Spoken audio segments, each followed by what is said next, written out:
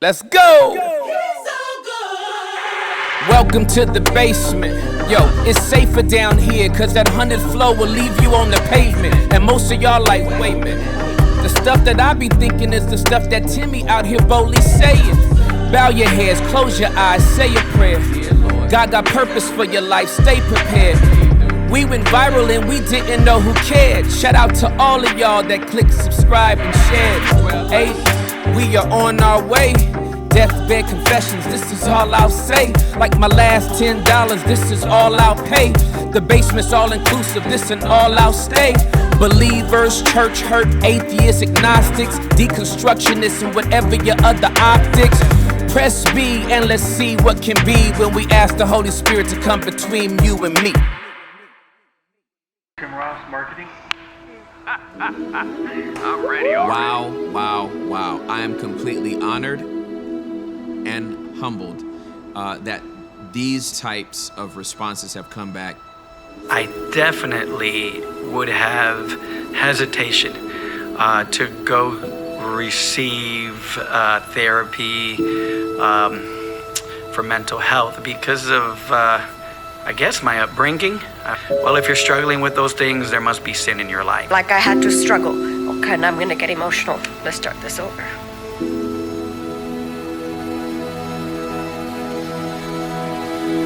Sorry, but this kind of hits hard. Right out of high school, I joined, I was in the military. There's just a big problem with mental health in the military. You've got a lot of deployment stuff. You've got a lot of, there's just a lot of stressors on people. We're all human, and, we're all imperfect. I love the genuineness that he has. To know that there is somebody in his position who still deals with the same stuff and is willing to go and be bold about it. I'm glad that there's a course that can help you understand that you are still in your process. Thank you for doing the work. I appreciate you. There's more for you on the other side. We want to see you have peace of mind from the inside out. So please join us at Tome. Go to tomeapp.com. Welcome to the basement, ladies and gentlemen. I am your host, Tim Ross. I hope you all are doing well today. I want to shout out and salute Sammy. Make sure my salutes are in there. I want to salute Press B. I want to salute Dwellers. I want to salute promoters. Yeah. Then you know what I want to do? This is going to be even more in post edit. I want to double salute Cash App. Double salute PayPal. Y'all are some generous people, man. Like, y'all too generous. And I appreciate it. You keeping us out here, and I appreciate you guys. And so grateful for this episode. I got a question. Oh. Am I supposed to wait till you introduce me? Hey, no, you're my guest. You can. Are people sending money? Because I'm doing my podcast wrong. Yeah. They sending loot? Yeah, they do. Dude, you are brilliant. I'm so glad to be here to just learn from you. Go ahead, finish saluting people. Yes, sir. So we saluting everybody, all right? So I have with me a really, really dear friend, one of the smartest people I know, brilliant mind, gifted communicator. And I want to say that because most people think that if they know you in one way, they don't give you accolades in another way. But you are a gifted communicator. Like, wow, not that's just huge. not just a bro. Funny dude. You're a gifted communicator. Like, those are two different I things. received that. Two different things. And so he is a comedian. He has literally traveled around the country, probably. I went to Mexico too, so. That's the world. Yeah. And so he's here today, and I could not be happier. So I want to introduce to some, and I want to present to others, the very funny Michael Jr.'s in the building. Let's go. Great. Thank you Let's so much. Get it. Thank you. It was New Mexico, by the way. Oh, man. I don't know if that counts. It doesn't. That's a conquered. Have you been there? It's a conquered territory that should probably be given back. Yeah, because it's not that new. It's old now. Yeah, It's rustic Mexico. Albuquerque. Remember, Ice Cube had a line about that. Aged. All the way to Albuquerque. It was something. Yeah, some, yeah. Some cuss words, and then Albuquerque was in there somewhere. Yep, Albuquerque. Yeah, he had to make it fit. And he did. I don't know what he said before that. You know, you heard me. Albuquerque. I don't know what he did, but I don't rappers know whose voice he used either in that one. Yeah. He was a little more harder normally. Yeah. well, for the fact that Ice Cube could like, you know, write basically 85% of all of NWA's Absolutely lyrics. Do you remember where you were when America's Most Wanted came out? Absolutely, I do. Dude, me too. With them KKK reverses. Dude, listen. Yes, I was I at do. Kent Skill Center because my high school said, "Hey, you're gonna be good with your hands. Your brain ain't gonna work right." So I'm at this place called. They're Kent like, you Skill need Center. to weld. Yeah, exactly. So I'm at Kent Skill Center with this dude named Dante, and we're 16 years old, and we work on cars, right? And there's this one car that was really cool. And we fixed the brakes. Now we're driving it around, and he's driving. He's like, "Yo, I need you to check out this new tape. This Ice Cube just came out." And this dude pops in America's Most Wanted. And at the beginning, if you remember, there was this scene where, or it was like a prelude where he talks, where he's in an electric chair. Yes, and yes. and the music start, and then this dude starts driving all fast, and I'm looking in Dante's eyes, and I'm like I could feel how the music was changing that dude. Yes, sir. Oh, yeah, dude, for sure. On the real. We graduated high school. It wasn't even that long. Less than a year later, Dante goes to his boy's house because he finds out that his best friend's girlfriend is cheating. Knock on the door, some other dude answer, shoots him dead. Dude, and I'm telling you, I know, I saw the influence in his eyes. I saw his desire. I saw him changing before me as he continued to consume that, continue. That dude is different. He got out he did like 15, 20 years. Yeah, for sure. Crazy. He got out, and I saw him recently at one of my shows, and I even recognized him. But I was really, really happy to see that brother there. But I remember seeing him change. So my bad. I know he introduced me as comedy, but it's probably gonna go deep too. I just want to throw that out there. Yeah, no, for sure. I was tripping off that. Dude, so since then, I've been super sensitive, not just from that, but even hearing phenomenal speakers like yourself, dude. You talk about communication, dude. My kids from the gate have always loved. They like, oh, Tim gonna beat it. Like they love watching you just because you bring so much more. But everything communicates. Yes, sir. Everything does. It does. Whether you realize it or not. Absolutely. Well, it's crazy that you bring that up because we had Jackie Hill Perry on, and we had a great time. Dude, she issued a challenge, and we doubled down on it, and that was to not listen to secular music for 30 days straight. Wow. Now, that's basically my lifestyle. You know what I mean? Yeah. But for many people, that was like a stretch. Like, you want me to take secular music out, but what we were talking about is the amount of influence. Listen, that absolutely, beat absolutely carries absolutely poison. 100%. 100%. That track is making you bob your head. Some of them even refer to poison in it. Poison. Poison. Like, for real. Poison. Pay attention. If you're driving in your car right now, just do this. After you're done listening to the podcast, put in, I don't know music that well. Put in, let's throw in Carrie Joe. Okay. Be sensitive enough physically to your body, to how you feel and how you're driving as you listen to only 35 seconds of it. Then I want you to change it to give me something that is the opposite. That's going to be very aggressive. The opposite of Carrie Job would be Pink. Pink. Right? Well, like a hip hop. Well, because I don't actually listen to music at all. I'm one person who don't listen to music. Who? Eazy-E. Okay. Yes. Wow. And then pop in some doggone NWA. Okay. And then pay attention physically to what your body feels, and then look at the speedometer as well. I'm telling you. Check the speedometer. Oh, no. Yeah. No, you're right. And it's sort of the same thing. That speedometer is an exact replica of what's going on in your heart based off of what you're listening to on the outside. So check your gauges. Otherwise, you're going to end up somewhere. This message has been brought to you by Michael Jr., who just founded a new driver's ed course called Worship While I Drive.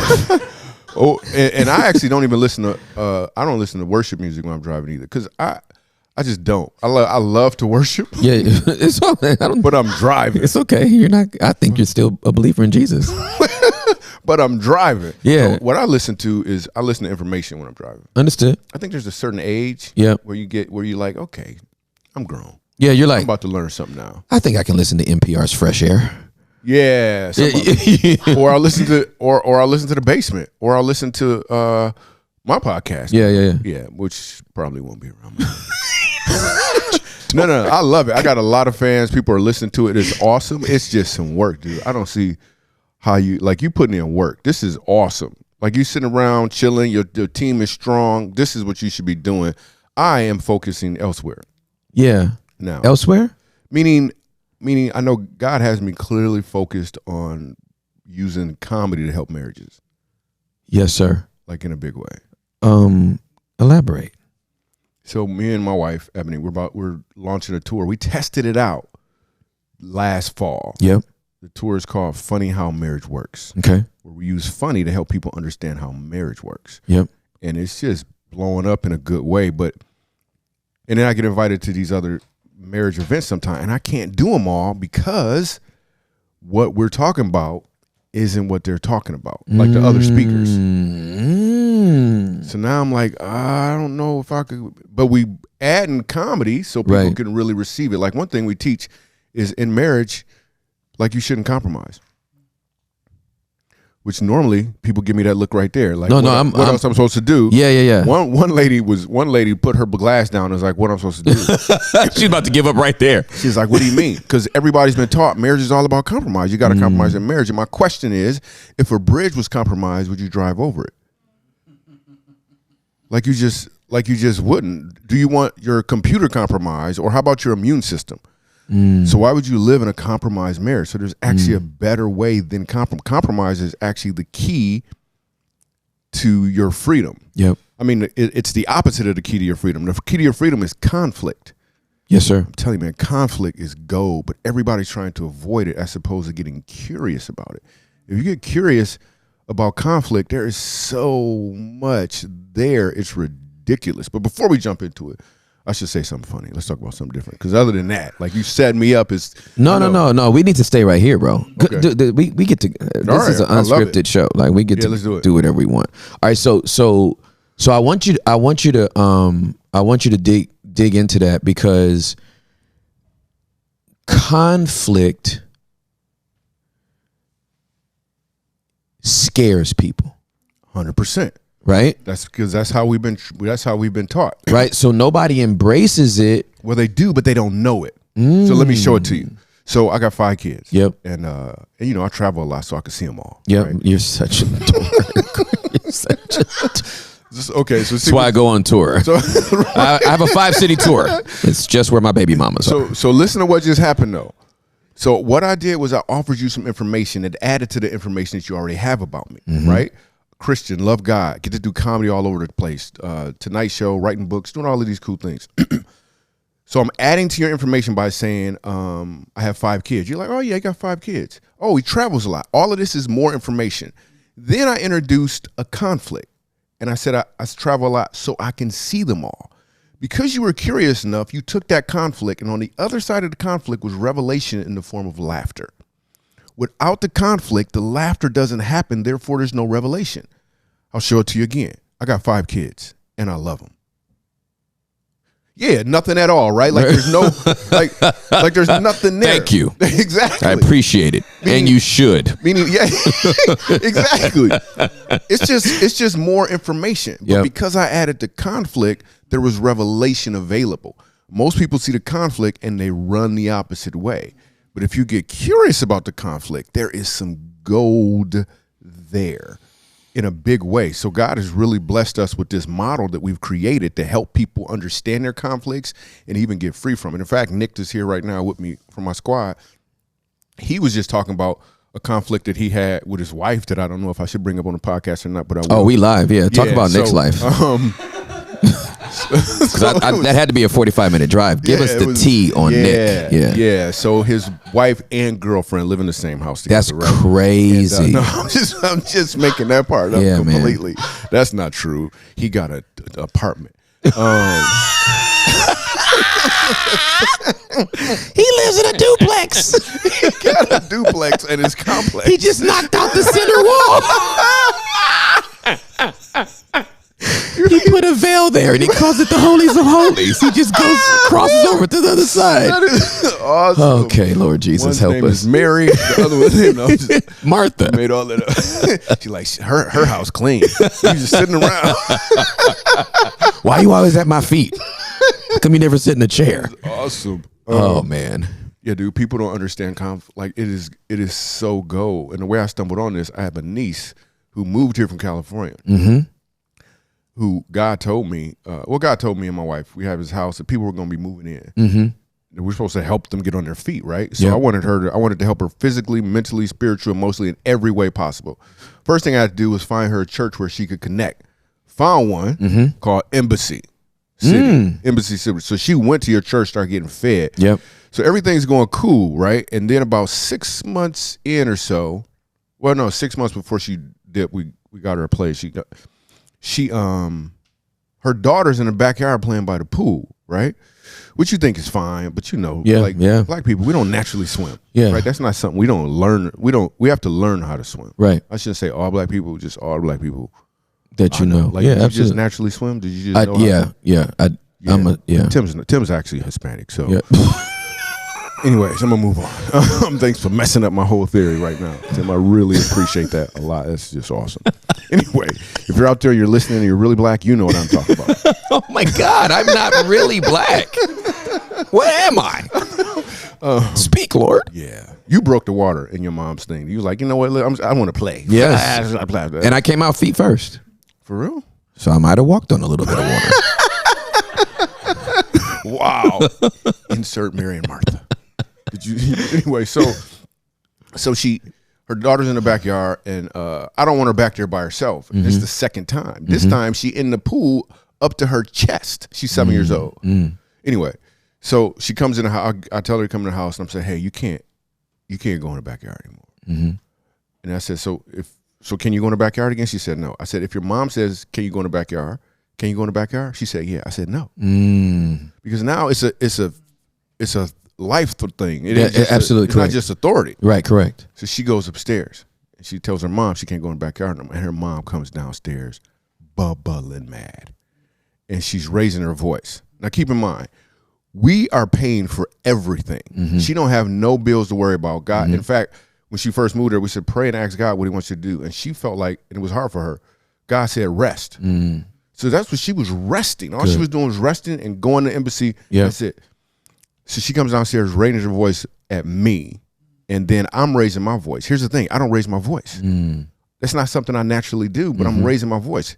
Here's what I learned. Life will bring you people and circumstances to reveal where you're not free yet. It just will.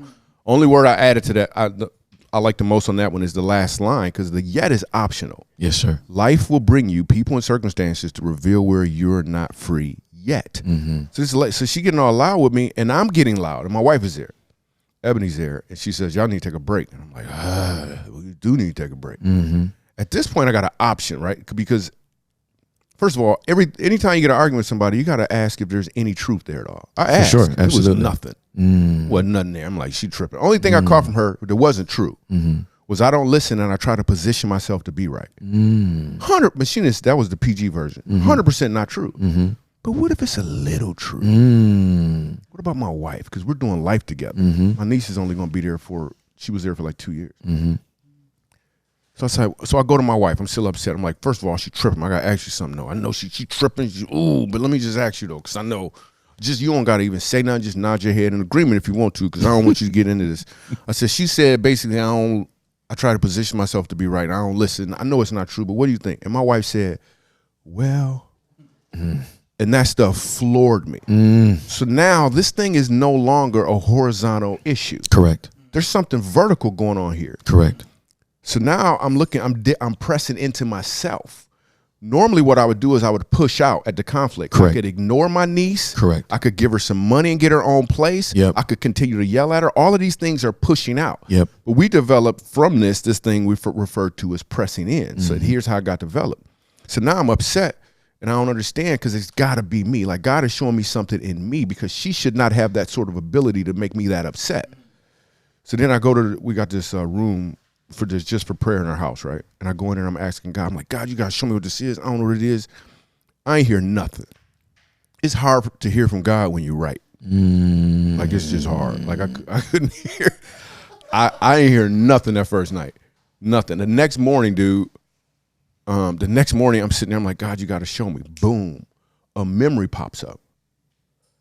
And I get emotional thinking about it, dude. This memory pops up where I was in I'll say grade school because people want to look up the teacher or whatever. I'll just say I was in school. Yep. And I was put into the special ed classroom and I couldn't get out to class. Meaning I would work really hard. And anytime I walked out of the class, like to leave, the other students, say regular ed, would make fun of me. So my self-esteem was crazy low. And then I remember working really hard to get out of class. There was one assignment, I worked super hard on it. I turned it in, the teacher gave me a D, the lowest passing grade. Then the next assignment, I just blew it off and put whatever answers in there. I turned it in, she gave me a D, the lowest passing grade. Then she said to me, why don't you skip class sometime? You're never going to be anything anyways. And God said to me, you're still trying to prove you don't belong in that class. Dude, I got this thing in me from grade school where I'm still trying to prove this, but I couldn't even find it if not for my niece. If I would have pushed out and ignored her, got her own place, but instead I got curious and God showed me this whole process that I did afterwards to free myself from that in moments, and I got freed in a significant way. I'm talking about to where I physically felt lighter afterwards. Yes, sir. And it only took a few moments to do it. Yep. So I started writing this thing down and I'm like, my goodness, what is this? And now God has showed us how to develop this whole thing, dude, and it is so powerful. Life will bring you people and circumstances to reveal where you're not free yet. The problem is most people push out. Let me ask the listeners a question. How is it possible? How is it possible for some of you that every time you get in the car, nobody else know how to drive? Like, is that really possible? Or is there something from the past that is showing up and now other people are showing up, getting on your nerves, so to speak, which is really just indicating to you that there's something inside of you that God wants you free from. James 4:1, what causes the fights and quarrels among you? Don't they come from the desires that battle within? Physically and actually within. But what some people do instead of actually dealing with the thing is they'll give it a cute name so they can live with it. They'll call it a pet peeve. Like, what do you do with a pet? You invite it into your house. You put some clothes on it. Wow. And then meanwhile it's boo-booing all over your crib. And then what do? You just name it. Some people got a dog name, that's just how I am. Like for real, like so I really believe that God is blessing us with conflict to reveal where we're not free. But if we keep pushing out, we just gonna have to deal with the conflict. So we're specifically using this tool now for marriage. So this tour, Funny How Marriage Works, is about that thing. By the way, if anybody is interested, we have a free source. If you just go to michaeljr.com/4things, we'll show you 4 things you can do to improve your marriage right Holy cow. Make sure we get all those links in the description because we our Huli can tell you our DMs blow up all the time with people that want marriage advice and marriage content and stuff like that. So please say it again. I need you to say it one more time. So it's Michael, because some people are too lazy to actually go to the description links. So am I lying? I am not lying. Yeah. Right. Like, where do I find that out? We're like, over there. They're like, that's 2 clicks away. There's no way my thumb can tap this screen 2 more times. Right. Wait, you clicked and sent me this email, and it was right under that. Why didn't you just do that? How come you didn't do that? Right. So, dude, I feel like it's Wow. so it's michaeljr.com/4things. And we're just seeing 4 things you can do right now to improve your marriage. I really believe like God has sent this thing to us, dude. So we get couples who will come over our house. This is how it started after that. They come over to our house with issues, and me and my wife would listen. And then, dude, because of the way I think, my wife is brilliant. She got all these degrees. I got a degree of difficulty. Like just in general, right? But my wife, she got a degree in culinary arts. Ebony has a degree in business, practical theology, like just brilliant. And we love marriages. Yeah. So what God has shown me how to do when people would come over to the house with an issue is, so I've been doing comedy for almost 30 years. Yeah. Comedy is set up and then there's a punchline. Right. When people would show up with a problem, I could see their problem, and God was showing me that the problem is like the punchline. And if I reverse engineer it, I can figure out what the setup was that got them there. And it's just blowing me back. So it's almost as if, with regards to conflict, it's almost as if people are made out of wood.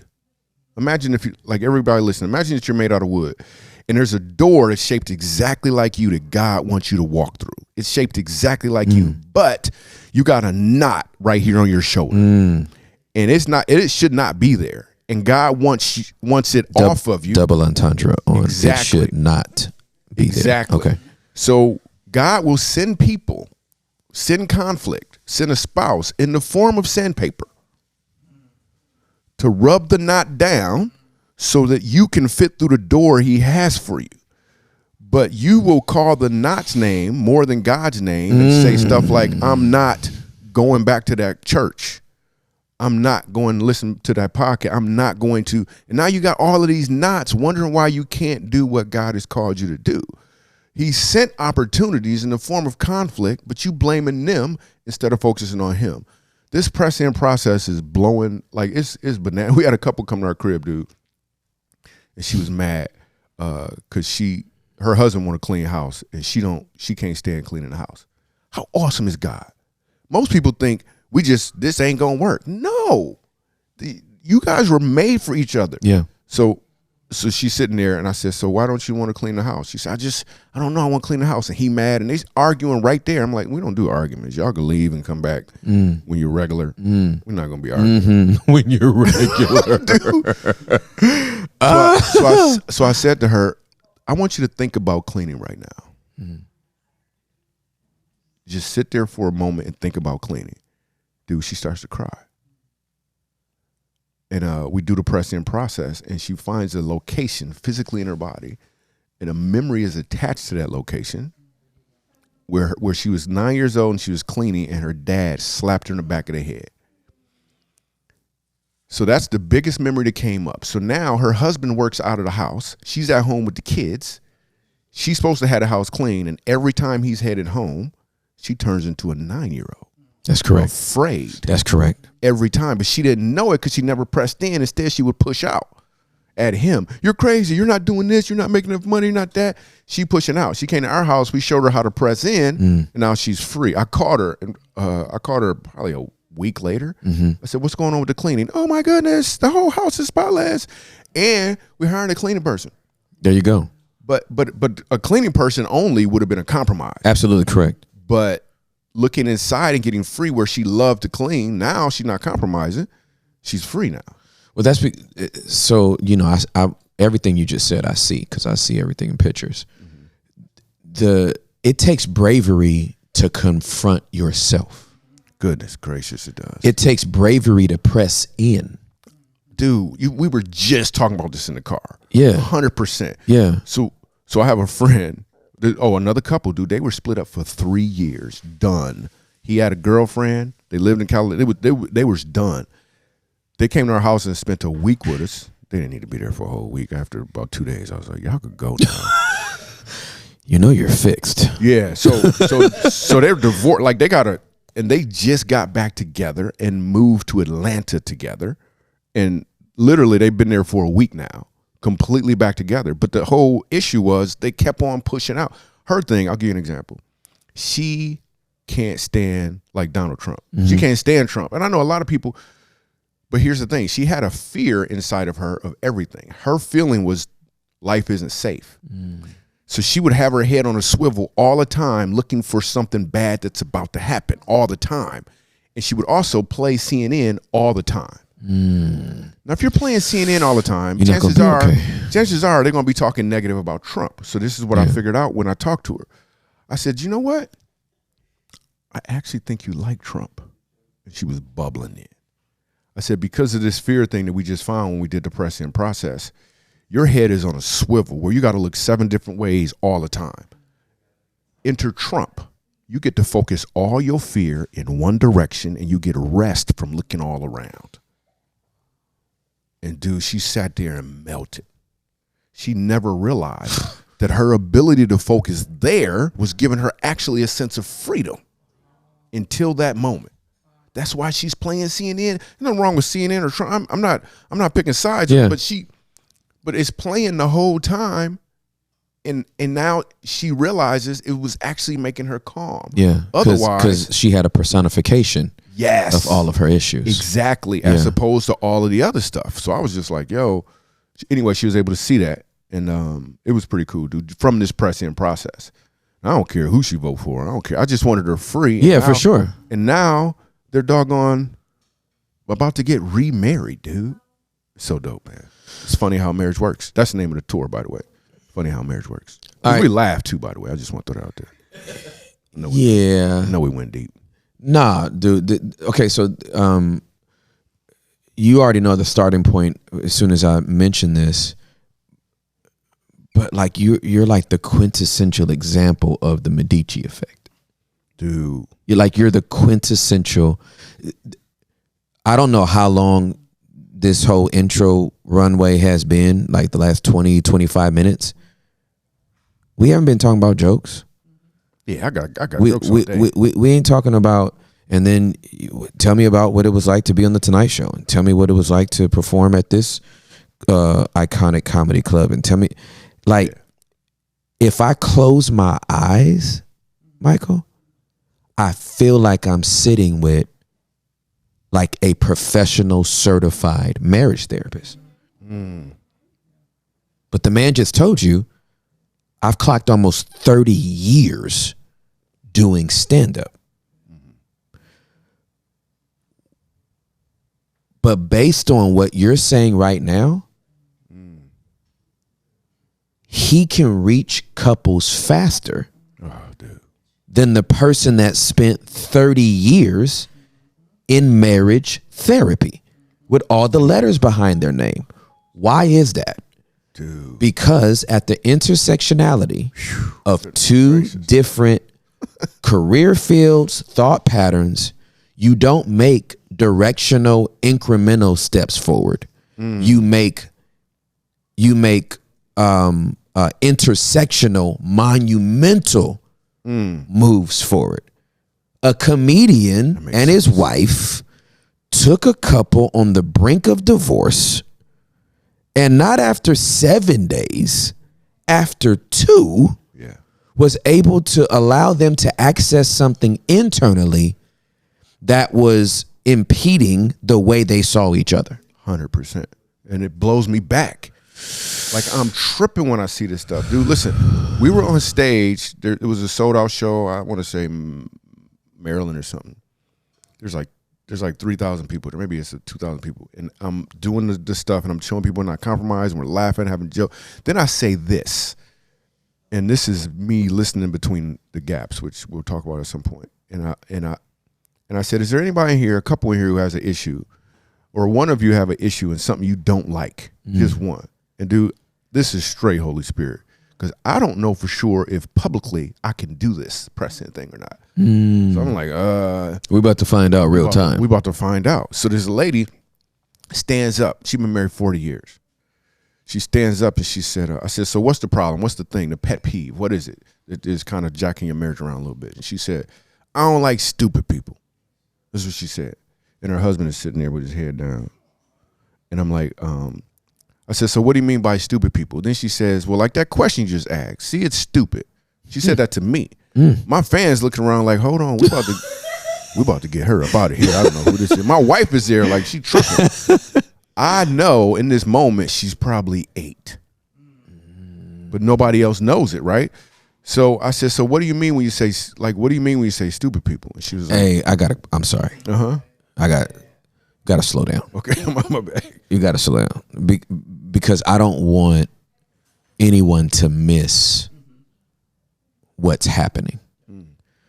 You're obviously you're doing something, and you're doing it at a conscious competence. Like you know what you're doing. I see what you're saying. You see what I'm saying? Yeah.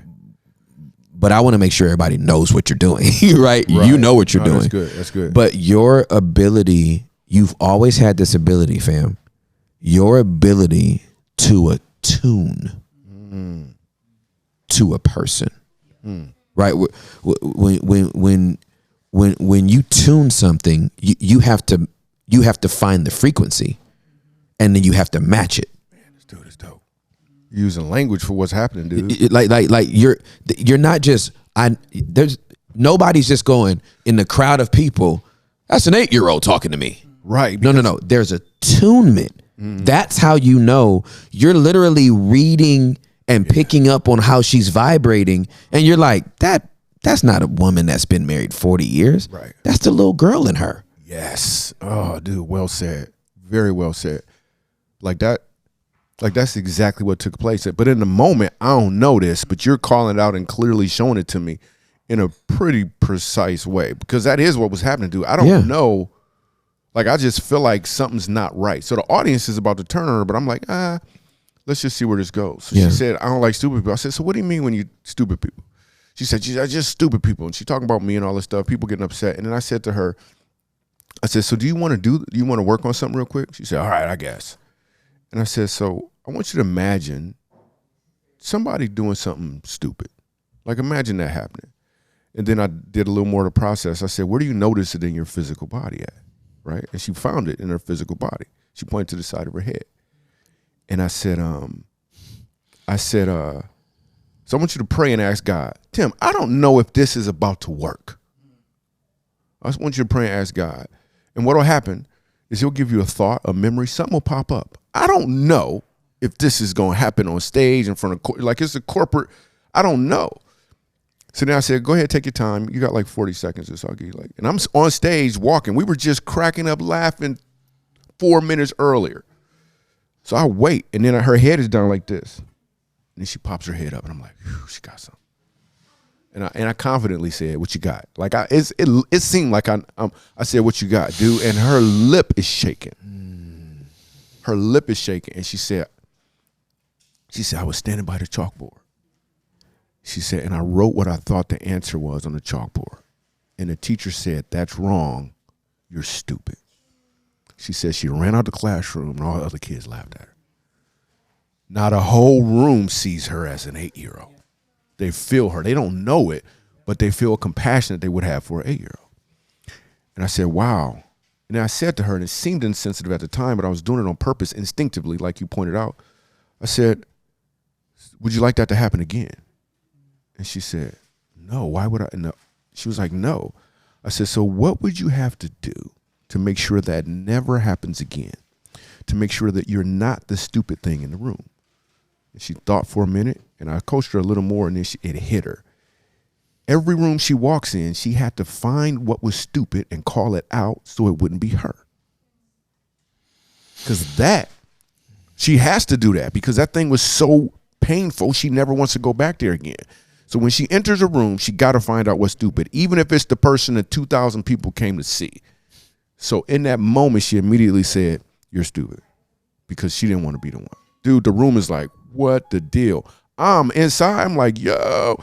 Like, you ever see somebody shoot a point from a shot from like half court or pass and they make it? And then they walk off like it's all cool. Yeah, I know I was going to do that. No. Inside, you're like, I was acting like, you know. That's how I go, dude.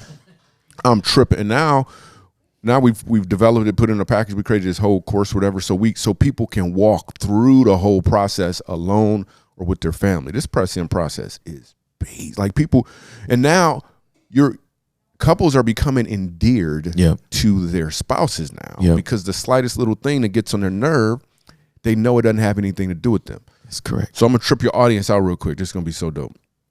It's dope. And then everybody in the room too, because in that way it makes sense. So think about something that bothers you. Like, think about something that just bothers you. You just can't stand it. A pet peeve. Like, think about it, but imagine it as if it's actually happening. All the listeners, I want you to do this right now. Now, as you imagine this thing happening, there's an emotion coming up, or you're probably mad or whatever the thing is. I want you to focus in on where do you feel it in your physical body. See if you can find the actual area. The chances are on average, about 15 to 20% of the audience actually found a location. Anybody in the room find a location? Oh, for sure. Good. Where was the location? Point to the location. Mine is in my gut. Stomach, chest. So how is it that when we think about something that we would call a pet peeve, just now we did it and we felt it somewhere in our body, but why is it that we look on the outside to try to fix the thing? Correct. Could it be that God is saying, yo, I want you free from this thing, so I'm going to bless you with a spouse that is completely different from you so you can be free and they can too. You don't be conformed to the ways of this world where everybody pushing out. Be transformed by the renewing of your mind.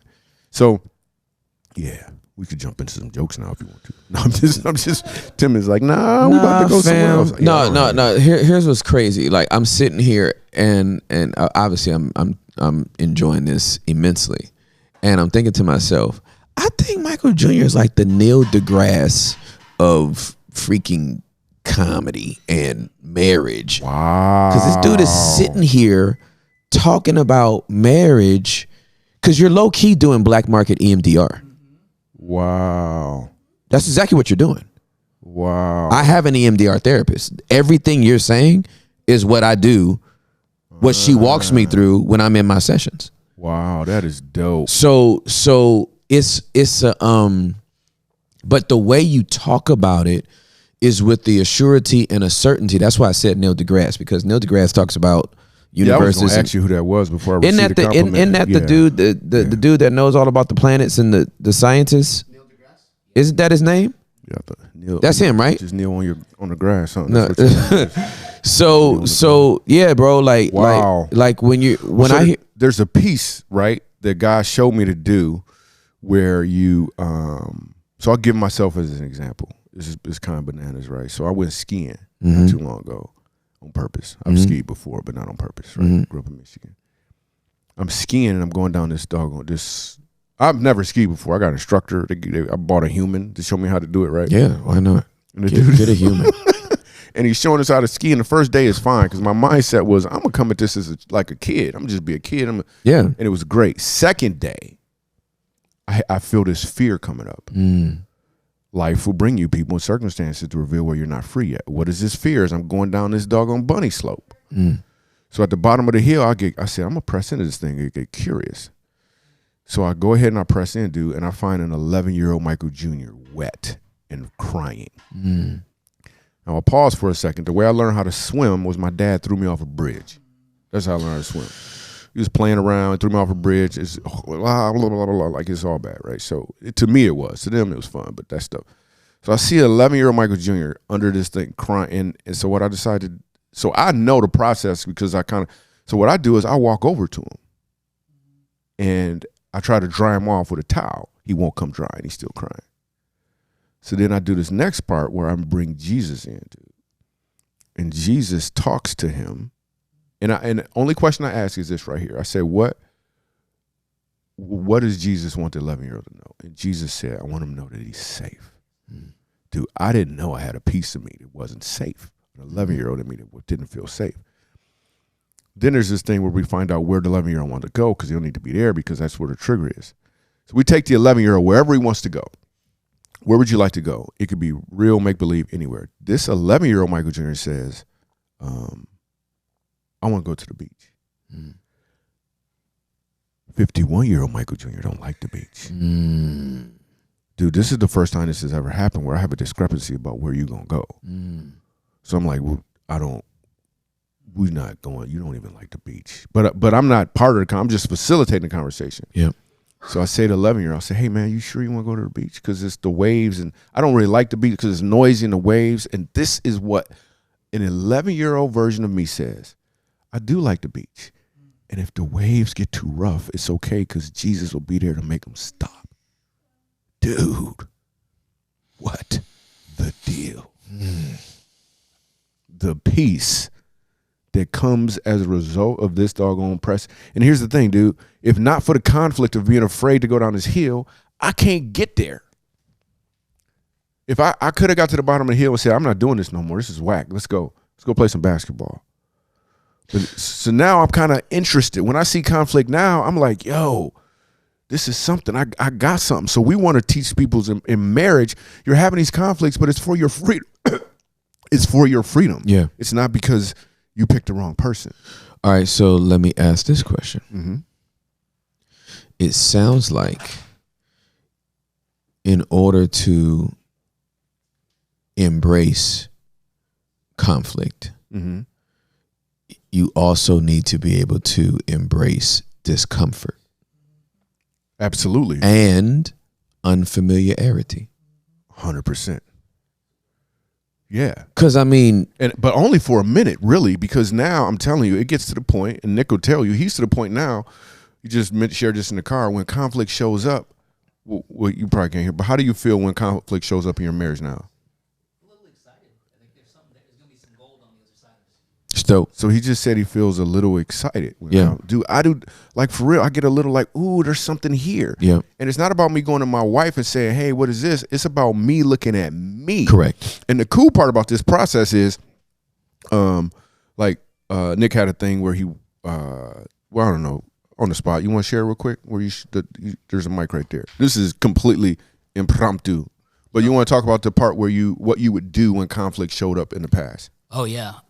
So when conflict would show up in the past, I would paralyze. I'd just get paralyzed with fear, and I'd stop talking Right. and just frozen. So we did this press-in process, Yeah. and then what? You just had a conflict recently. How'd that go? Much better. I mean, I didn't freeze. I just kept in the conflict, Right. and didn't shut down. Which is crazy because you didn't have to remember not to shut down, right? No. He just didn't do it. In fact, afterwards, remember how you talked about after the whole conflict was over? How you were surprised, or how'd that go? Yeah, the conflict got over, and I was like, I felt good. I didn't feel the feelings that I felt in my body before. Yeah. Were gone. Yeah. But I was still in the conflict. Yeah, for sure. So when you feel bad, you have to what is it actually, is there something in me that I got to investigate and be curious about? But I went through the conflict and I didn't feel that freezing feeling that I had been there since I was a kid. Yeah, it's so dope, dude. It's so dope. Thanks, Nick. Yeah, I appreciate you, Nick. So, your word conflict is my word confront, right? Confront means to face forward in the same direction, right? And first of all, for some reason, I'm very, very comfortable with discomfort. I'm very, very comfortable with tension. I don't actually run from it. I run to it. I think because I wanted to be in law enforcement, and then I wound up getting mentored by negotiators. I'm like, where is it? Show me the elephant in the room, and I'm going straight to it. I'm not standing in the corner like, unless it comes over here, I'm not gonna. Yeah, absolutely. So I don't shrink in the face of conflict. But when it comes to confrontation, to face forward in the same direction means that me and my wife are looking at the same thing. I ain't looking at her. Ooh, that's good. She ain't looking at me. That's good. We're looking at the issue. That's great. So that's what I'm saying. Yeah, you know what I'm saying? The issue ain't her. Her issue ain't even me. The issue is just what's in front of us. And if we can't face forward in the same direction, that's when the frustration happens. That's so good. Because I'm trying to point to this and you pointing at something else. Ooh, Right? Yeah, And it's like, yo, this ain't even about you. that's so good. I just want to get this resolved so we can continue working in the same direction. That's really good. And so and so that pressing in thing is just so vivid and so dope. It takes bravery. It takes embracing. The other thing it takes is the dying of your pride and your ego. 100%. And it's because you are looking inward. Here's the thing. This press-in process, your spouse ain't even got to be there. That's right. They don't. No. Just now, this fictitious scenario we created where I said, think of a pet peeve. Yeah. The people wasn't here. The stuff wasn't happening. Right. You still felt it in your body. Yeah, which for is sure. proof that there's something in you. Yeah, for sure. So right now, there's a lot of people, marriages right now, like you anticipate arguments, Mm-hmm. and you start doing the math on what's gonna happen. I'm gonna say this, then they're gonna say that, then I'm gonna go off. Well, listen, as long as you in there, Right. why not get free That's exactly right. before the conflict even happened? And then Right. you get to go in wonderment on, I wonder what's gonna happen now, because I'm not gonna get upset like Nick just said. Now Nick can really be there for his wife. So she's upset for something and he's not triggered.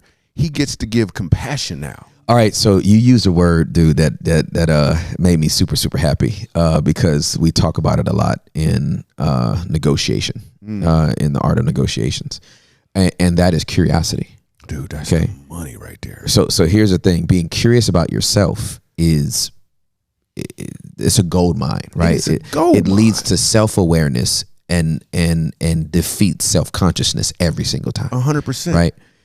Here's the thing why I got so happy when you mentioned the word, because you cannot be offended and curious at the same time. Period. It's absolutely impossible. It's impossible. So no matter what, when your niece could bring anything to you, if you remain curious, Yes. you're gonna find out. Like again, let me rewind the movie because I see everything right. So your niece tells you that you position yourself to win and you don't listen, right? And then you're like, you tripping. Ebony ain't gonna say that, and Ebony is like, well, Right, you know what I right, mean? right. And then you're like, oh snap, we Right. sleep in the same bed. Yeah. There might be something to this, right? Yes. Curiosity leads to the revelation that 100%. even if you didn't think that, this is the way you're being experienced. 100%. And if you dismiss their experience, Right. you are going to have a perpetual conflict. Oh my goodness. So what am I doing to perpetuate the experience they're having? Yeah. And if I remain curious, I don't invalidate their experience. Absolutely. I don't dismiss their experience. I don't even get mad about their experience. Here's the other thing, from a negotiation standpoint, you don't even have to agree with their experience. Don't. But you better acknowledge That's so it. good. You better acknowledge it. That's so good. And the acknowledgement of it tells your counterpart you're listening. That is beautiful. That is so beautiful because Yeah. you're right. You can't be curious. And how'd you say it? You can't be curious and offended at the same time. So here, I'll give it to you in a sentence. You stole my car, didn't you? Like that whole thing. Like I can't say you stole my car, Right. and then add a question mark at the end of it. Absolutely. Immediately, it's humbled. Yeah, absolutely. Like it humbles in that moment. That's right. You don't like me very much, do you? Like Yeah. like it doesn't fit together. Yeah. It is better to be curious than furious. Bars. Just period. Because by default, we're Yep. going to be upset, and That's like, right. but you can't be both. You can't be No. like, ooh, I'm so upset. I can't. I'm upset. I'm mad. Yeah. And I should be mad. Yeah. Right. All right. So hey, okay. So let's role play real quick. Yeah. Let's role play. absolutely. Okay. So I mean, this ain't nothing kinky. This because I don't know what y'all. This is my first time in the basement. I don't know what else happens in the basement. I don't know. I just want to make sure we're role playing offense, man. Okay. And we're not gonna even, and we ain't gonna even put it in a spousal role, right? So we're not gonna be two husbands right now. No, I okay? don't know. I'm just making sure we're not making that movie right now. Okay, so Not right now. Now, Your basement. This basement could talk. all right. So we're gonna act a little bit. So you be offended with me about anything. I don't want to be. See, I started too early, didn't I? I started too early. But I think we need to help the people really Yeah. get context around Oh, that's what it's good. like to how do I not get offended? Because you ain't here when she be popping off at the mouth, and you ain't here when he be Ooh, accusing yeah, me let's of do this, it. that, and the other. You Yes, know what I'm let's saying? do it. Role play for sure. So let's just role play. You taking offense with me on something, Right, Just you- bring it up, and then I'll process it. Okay. Yeah. All right. So let's create a scenario. Yep. Your podcast got more listeners than mine. I'm really upset about that. No, that's reality. It hurts too much. Hurts too You're much. such a dog. Hurts too much. Yeah. Funny How Life Works is the name of the podcast, by the way. Everybody just please help. No, I'm just playing. And you've been here for 3 months. I just want to say that. Yeah. So I'm taking resumes from your team. Yeah, I just want to point You're that out. gonna walk out with the whole squad's gonna work for Michael Jr. next week. We're roommates. Okay, we're roommates. We're roommates, and we only got one car, Got it. and you took it. Got it. On a day that you were okay. I was supposed to do so. You took the car. Done deal. And Let's now go. now you back, and I couldn't even go. Got it. Dude, what? You just gonna roll in here with some groceries smiling? I don't understand. Like, do you know I had to be somewhere? You had to be somewhere? What? Yeah, I had to be somewhere. But like I really needed to be at the spot. But you went to get some ramens because we in college?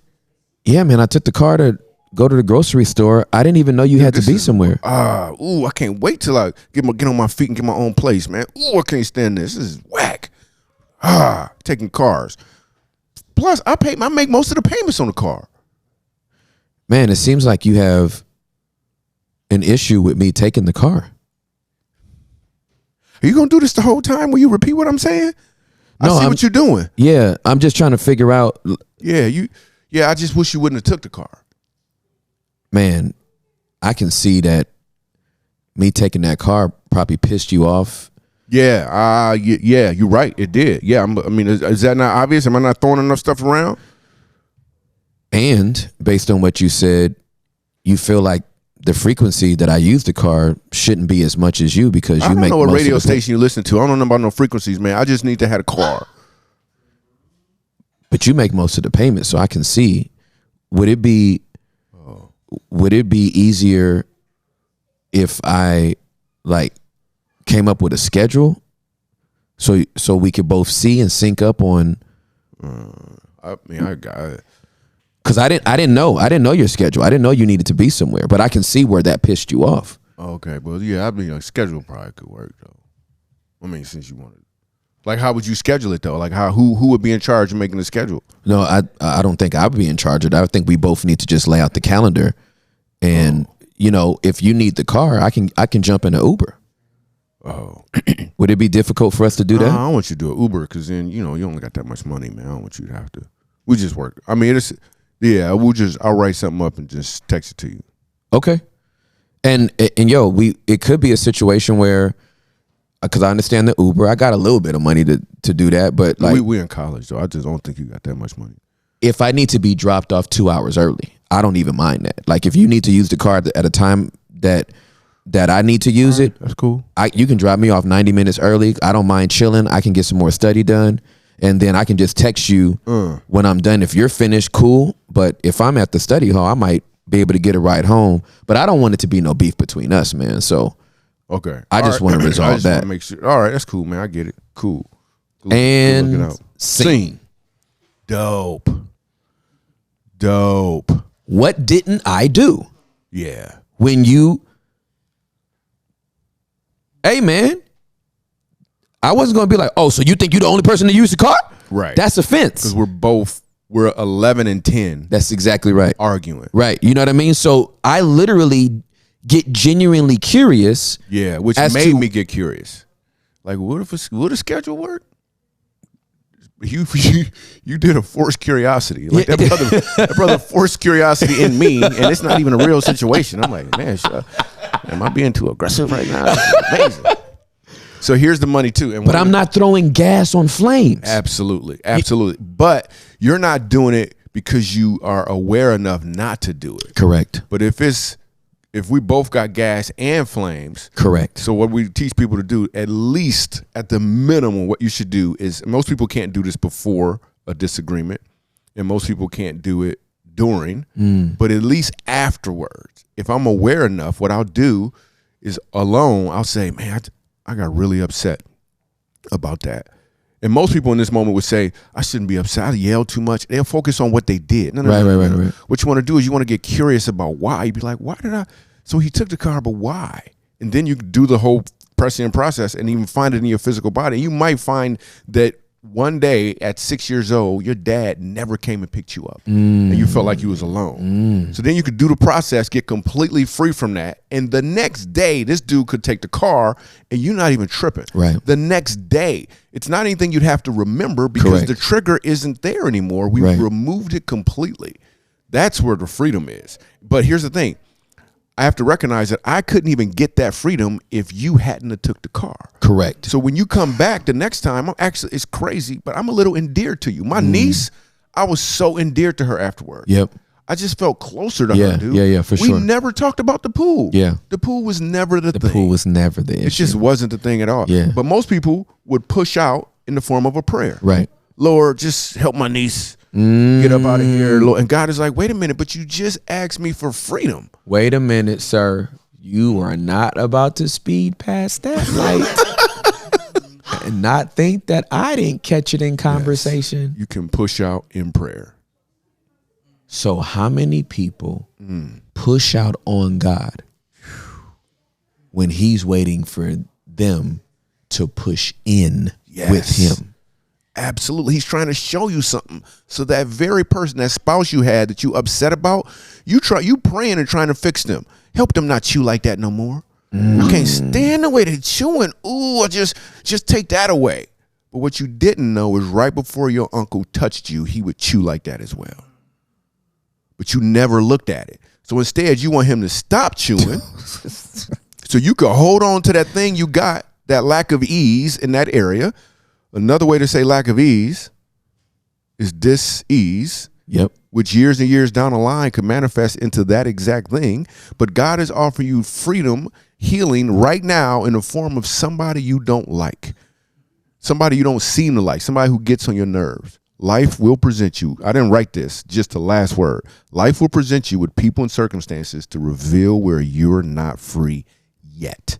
So you can stay locked up if you want to. Otherwise, look at the conflicts and start getting curious. And we'll show you how to do it if you want. I mean, if you want to pay me to show you how to do it, I absolutely will. Just go to, actually, I don't know where you went. I didn't even come here with that information. I Hey, have no idea. okay, so here's what I love. When I love when I have a guest that is so full of passion on a topic, they cannot stop talking Yeah. about this thing. Dude, think about the marriages that you know that didn't make it. And them cats didn't even say anything. But the tools that they needed to make it was right there. It's the very thing that caused them to not make it. Right. It was the conflict. Irreconcilable differences. Took the thought right out of my head. Really? There's actually no such thing. It's not. You're just looking in the wrong places. All right, so let me take that out of marriage and put it on a global scale. Absolutely. Are we gonna honestly believe that the reason why we have not had World War III and a nuclear winter is because we don't have heads of state that are impulsive? We know that not to be the case. These are some hot-headed people. 100%. Why haven't we had World War III? Why has nobody used their nuclear sequence codes to put the whole world under a cloud of radiation? Wow. Because ambassadors and diplomats sit down with their legs crossed over a cup of tea between two nations that loathe each other and say, let's find a way Wow. to coexist. Wow. We don't think Iran and America have irreconcilable differences? Yeah, for a little while. It's been like 3 weeks or so. Do we not think North Korea and the U.S. have irreconcilable differences? Russia and the U.S. have irreconcilable differences? How come we haven't launched on each other? For one reason and one reason only. We know that is the end of our existence Yeah. as we know it. Nobody wants to set their grandchildren up for a nuclear Yeah, that's all bad. post-apocalyptic world. So, Man, that's good. against our ego and against our pride and against our status, we say, let's find a way to make this work.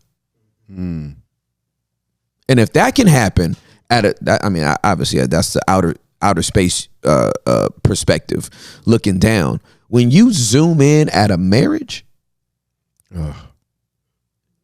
very few people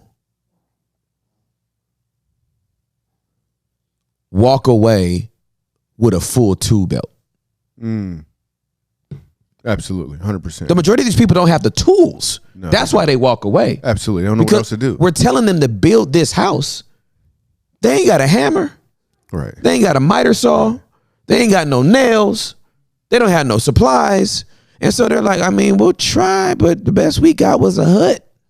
Right. And people actually think they get married, and they think that their spouse, if they love them, won't push any of their buttons.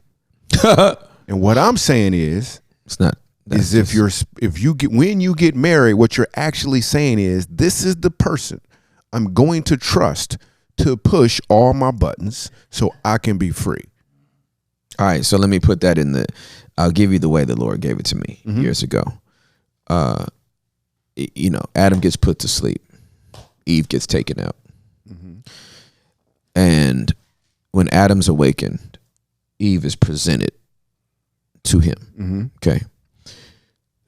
So he says, this is bone of my bone. This is flesh of my flesh. This is me with a womb. She's a womb man, a man with the womb. Okay. Dope. Now, Which is crazy these days because they're trying to recreate that. But carry on. they're trying to remix. It's a recut, right? Diddy invented the remix. I just didn't think he made the re-person. I didn't know the person could be remixed, but they're trying. So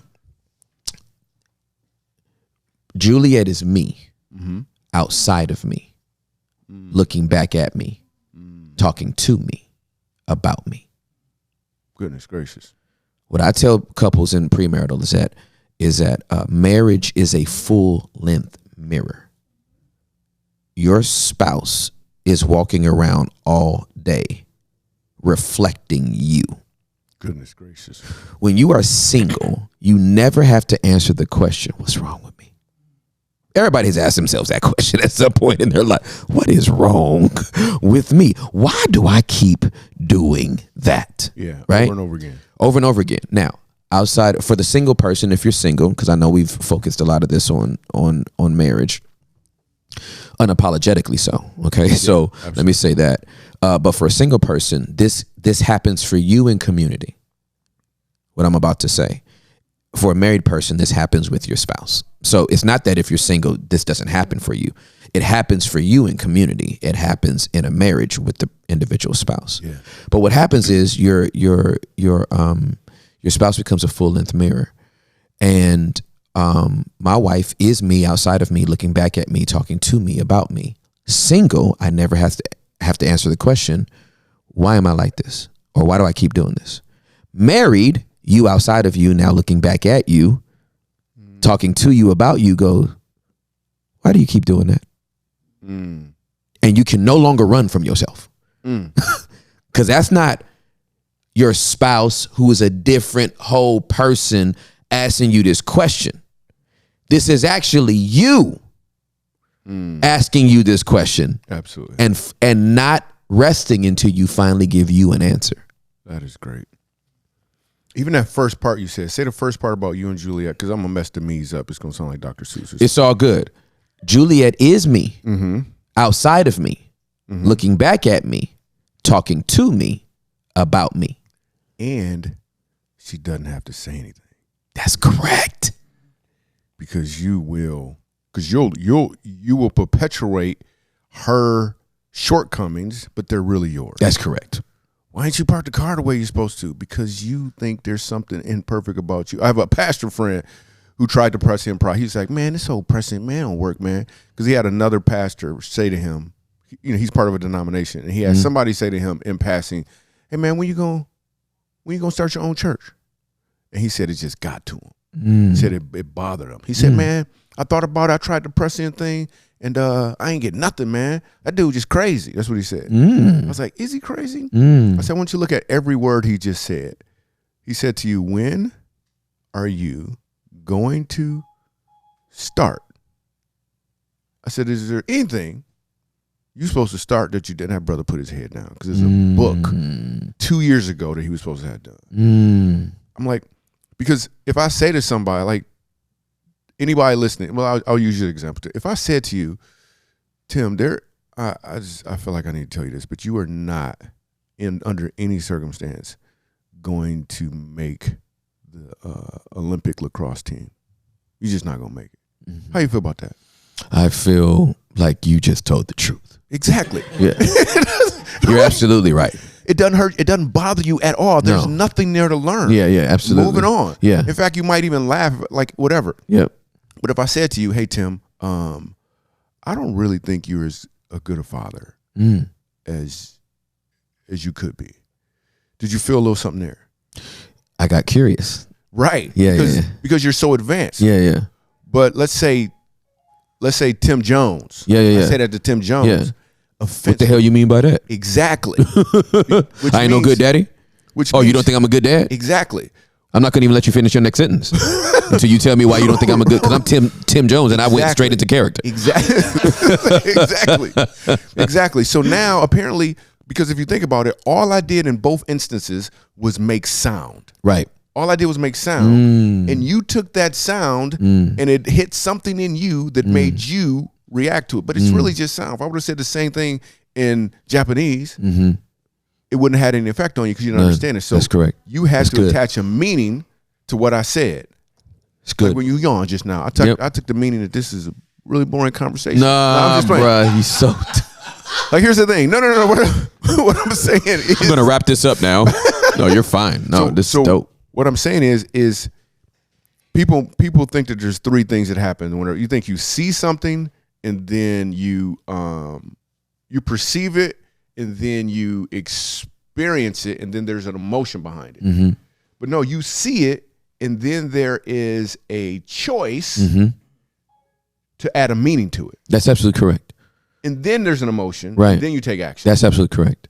Like everybody, in split seconds, you're attaching a meaning to something. Absolutely correct. And nobody's questioning the meaning they're attaching to things, which is what you did in that moment.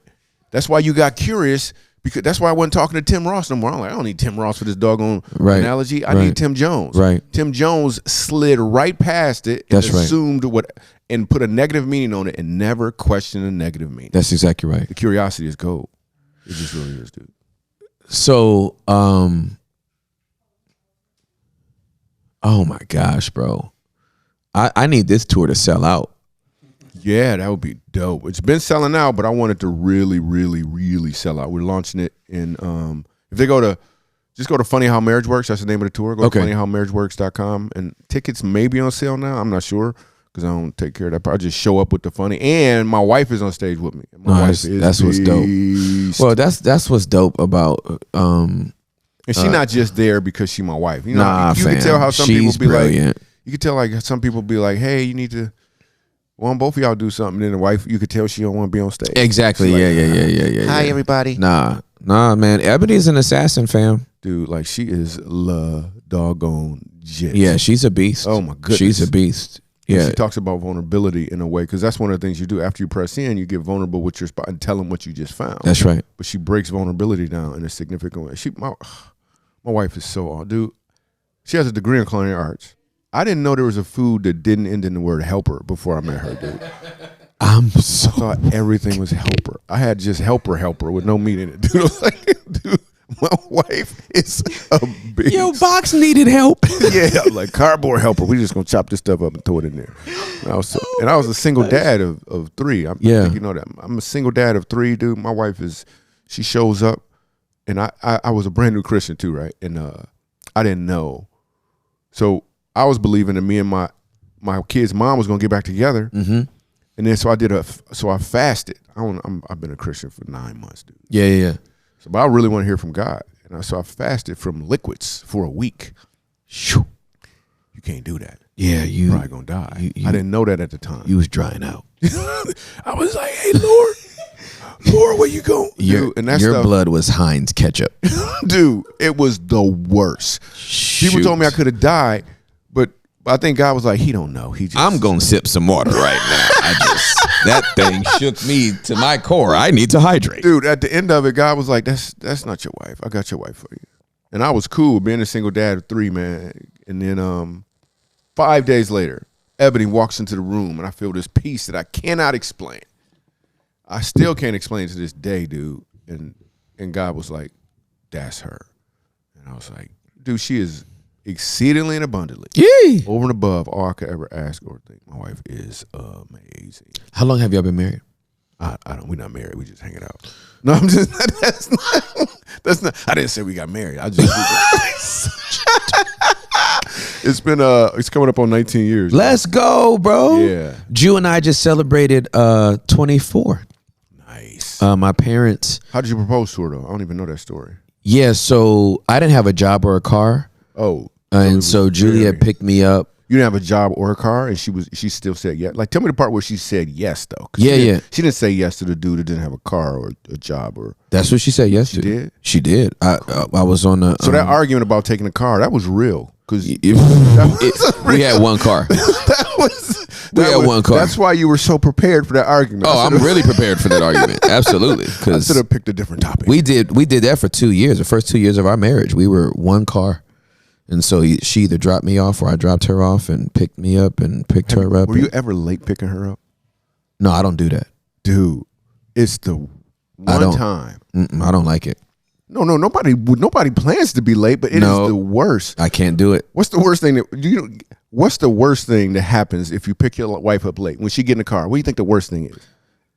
The silent treatment. Yes. Yo, dude. If she don't say nothing, it is the worst. You reach over to give a kiss and she don't even lean little bit. Yeah, you ignorant in your if you tried to direction kiss, though, because my boy wanted to do. I'm counseling him right now, man. But he picked his wife up late. She was a flight attendant at the airport, and it was raining, and all her friends said, "You sure you want to ride now?" They said, "Like, no, I'm good. They all leave, dude.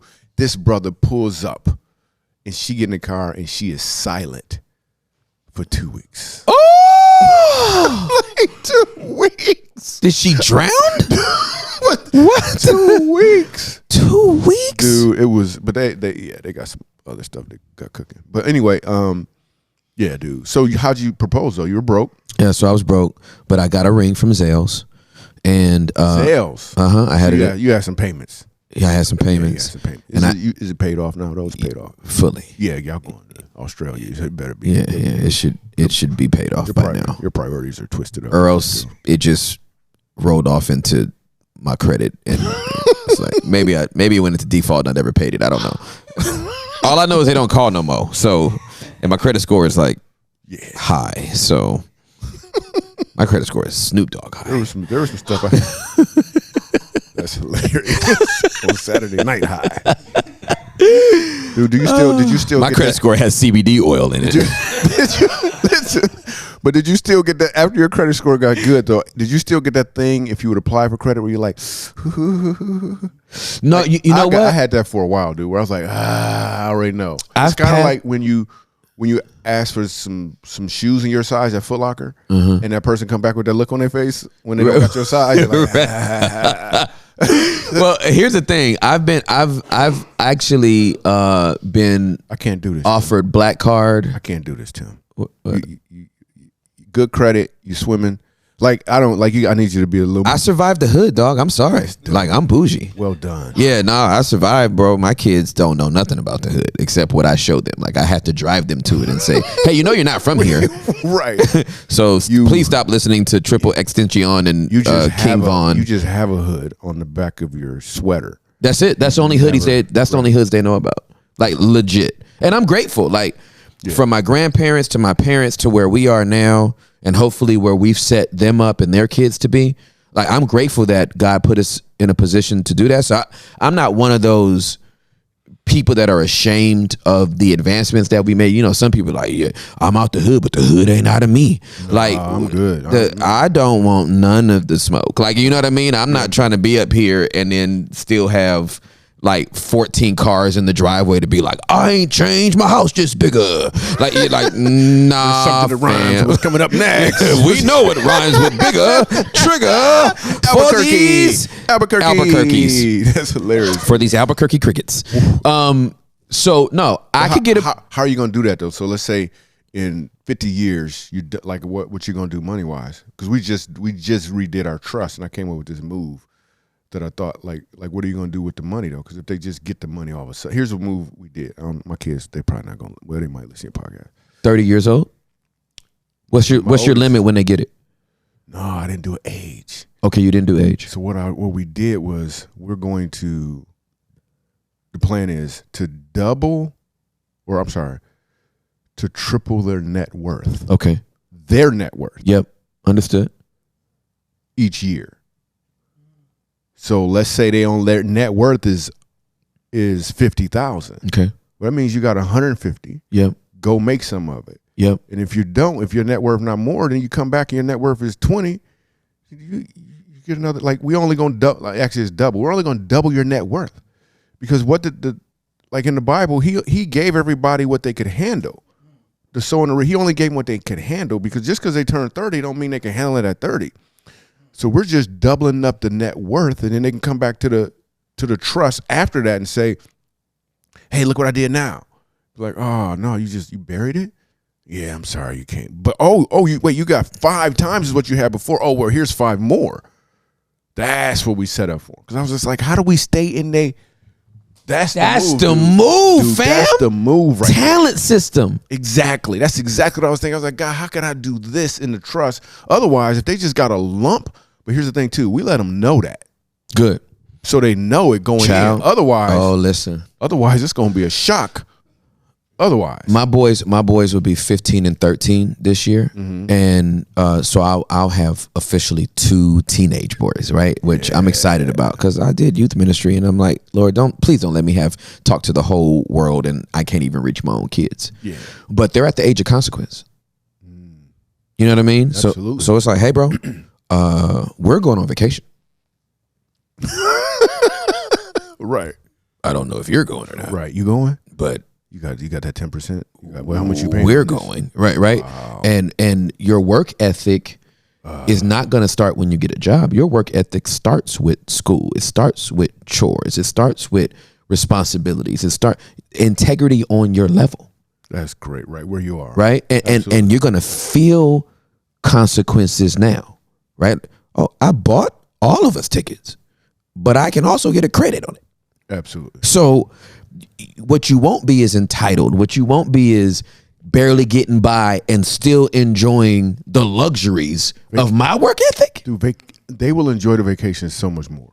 They absolutely will. Now, my kids are older than yours. Yeah, for sure. So I didn't know all of this. Yeah. Then. Understood. So now I'm still working. My son is smashing it right now. Yep. But I wish he would have bumped his head. I wish I would have let him bump his head a lot more when he was in the crib. Yes. Versus waiting till he get outside the crib. And right. Now he got this big old gash. I'm like, yeah. Yeah.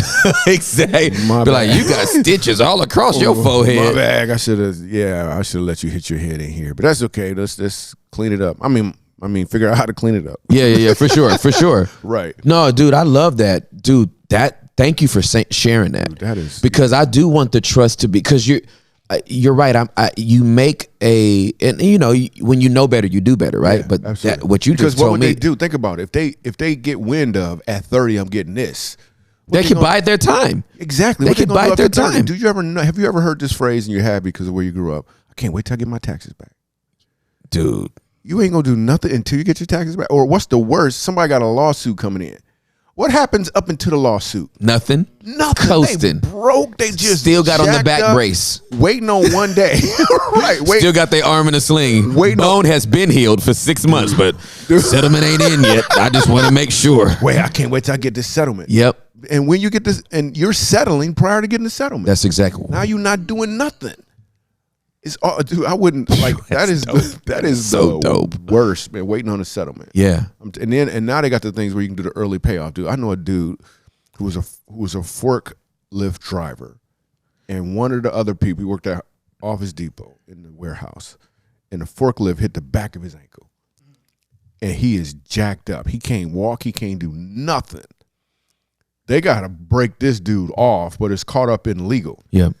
Him and his wife ain't doing nothing but waiting on that check, and he can't walk anymore. So they just wait on it. And every time I would talk to him, I'm like, man, yeah, but I might be driving this right now, but when I get that check, when that come in, and then they watch one of them commercials, hey, get paid now. Wow. Man. It's a poverty mentality. Them cats. It's a poverty mentality. Them cats got a check. Yeah. For $22,000. $22,000 and a limp. That's what that brother got right now. Shortly after that, they break up. The marriage is done. Because they was waiting on 22 million. The attorneys got it.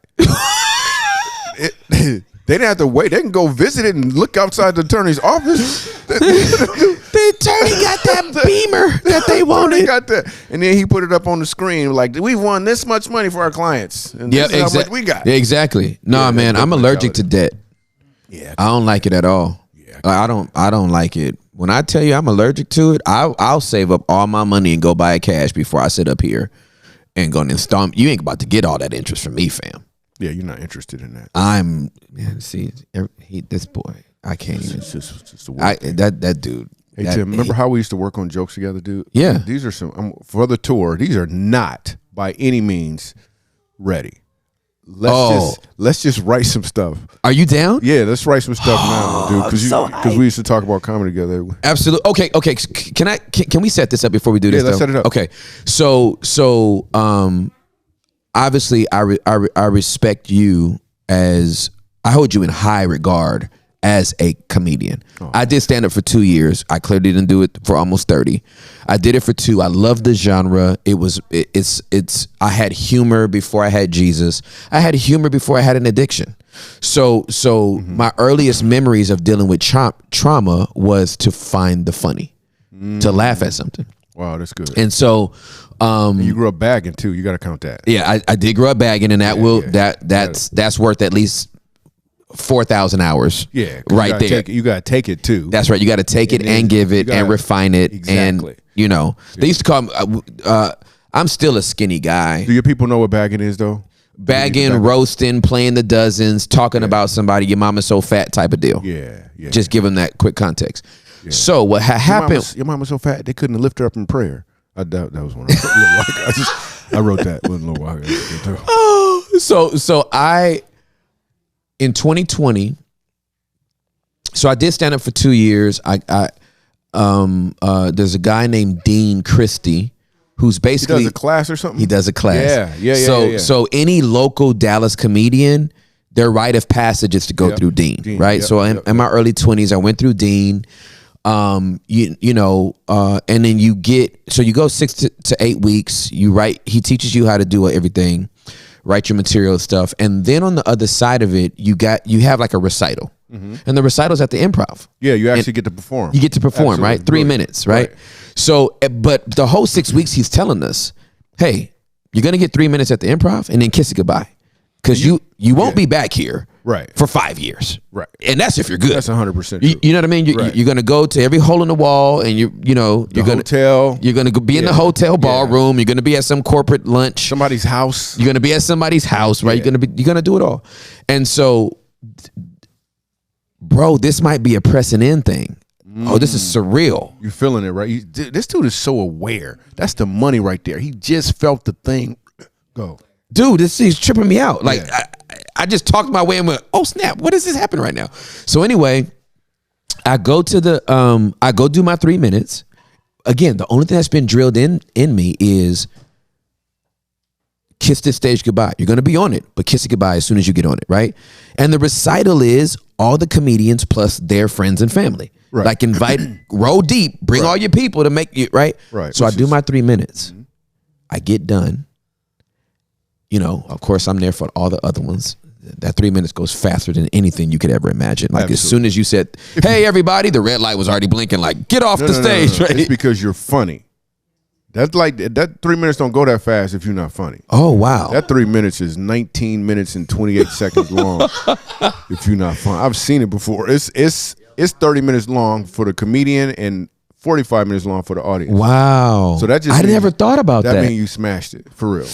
I never thought about that. Okay, so I'm getting chills. So what happened was I walk off the stage. We ended the night, right? You're hugging your friends and your family. The club manager makes a beeline for me. Dude, our story sounds so similar. Dude, go ahead. Club manager makes a beeline for me and says, man, that was a really good set. Would you like to come next week and work on your material? The deal. And you froze. What happened? I panicked. Absolutely. I literally thought Because this has to be a trap. You believed a lie. Yeah. I literally thought, okay, dude, this is how deep and spiritual I was back then. The enemy is about to trick me out of my destiny, so I can't come back next week and work on my material. And I never went back. So he did. He got me. Yeah. Okay. So late 19, early 20, I say, I'm about to do this. Because I've done EMDR. I got to the root of all the lies, right? Or the majority of them up until this point. And I'm like, I'm going to do this. So I turned 45 in 2020. I'm going to do a 45-minute set. It's going to be called 45. And I'm using a domino of the 4-5 as the logo for that's going to be the branding. Like I had done it all, right? You did all the math. I did all the math. And then I reached out to you. Yes. And I said, I will not do this unless this man signs off on it. And that call I made to you. I remember. Yeah. I said, hey, bro, I'm thinking about doing a 45-minute set. I'm back writing with Doug. I need to sit in on some of your creative sessions. I need to learn. I want to learn from you. But if you tell me not to do this, I'm not doing it. Yeah. I value your opinion so much that if you say, hey, bro, stick to your day job, because you're just going to embarrass yourself, and I don't want you to say you're my friend if you do this, right? like I was really, if he would have said that, that would have been it. You would have turned into Tim Jones, though. Let's be real. Yeah. But you were so kind, bro. And what you said, I'll never forget it. You said, bro, if you're going to do this, let me know, because I want to be there. I want to come 100%. when you do it. Right. And you were just so supportive. And I wound up doing it. I hadn't paid the money for the venue, but we had identified a venue. I was getting everything together. I was going to invite 100 of my closest friends. And then COVID hit. Wow. Yeah, and I would have rewrote because I would invite your closest friends. I never understood. Like I would want strangers in the room in case it doesn't go well, because Thanksgiving is weird afterwards. Like next time you see the people, they're like, remember that joke you did about feet? Like it just get weird. So I was like the opposite. But dude, that's very interesting. Yeah, though. I would never. I just my parents didn't know I did comedy for 4 years. I was doing comedy for 4 years before anybody in my family knew I was doing comedy. I had the same experience. First of all, you're transparent, dude. I just love how transparent you are, dude. Because I remember that call specifically. Yeah. And I also knew instinctively, because I've been doing comedy so long, I knew that you could do it. Wow. So normally, if it was somebody and I believed in them, I'd be like, yeah, so let me talk to you. Let me coach you a little bit. Yep. Dude, you have all the stuff except for the words. Now you just got to write the words and do the thing. Yeah. You had it. Like, you have people, and it's different because you being a pastor, well, a lot of pastors will try to have a conversation with me too. Like, hey, you think, people always say I should do comedy. No, you shouldn't. Because here's what they don't understand. Tension is comedy's best friend. Yes, it is. Right? So when you when you get up on stage at a church, there's some built-in tension there. Right. So no matter what you say as a pastor, right, anything that's a little off or a little slight is going to be funny, right, because of the tension. Right, that's correct. Because people aren't expecting funny. Right. Soon as you get to a comedy club, they're expecting That's funny. right. And you have to bring your own tension. Yes. They don't know what exactly you hate. They don't know what you dislike. They don't know what's grinding your gears. Yeah. So you have to create the conflict in a way where you can release it, where they can agree with it. Like you have to know how to do all that. But I knew instinctively you knew how to do all of that stuff beyond what you were doing from the pulpit. Yep. I could just see it. I was like, this math, all of this works no matter where he's at. Wow. So that's why I was so confident in what you would bring. And that's why you're the communicator you are, because of that doggone tool. Wow. Your ability to use other voices, like all of that stuff that you do is just dope. Even seeing things in pictures, and then you tell stories so well. Yep. If you've ever told a story, listeners, and you've ended it with, you had to be there. No, bro, you were supposed to tell the story. You were supposed to take me there, but you failed. You just didn't. So just because something funny happened, you can't repeat that thing and think it's gonna show up as funny. It's dope, bro. It's just not. It won't show up as funny. So, Yep. So and what you would do so well, you're just a great storyteller Thank you, man. and understand funny. So all of it is there. You're almost like there was somebody greater than Michael Jordan. Right. Let's be clear about that. There was Yep. a baller greater than Michael Jordan. He's just locked up. Right. He just made some different choices. He just did some different things. Right, dude. You're that guy. You're not locked up. You're on purpose. Yeah. And the purpose at that time wasn't pure, because there's no such thing as a pure stand-up comedian. Period. Wow. There's no such thing as a pure stand-up comedian, because it's almost like comedy is a seasoning.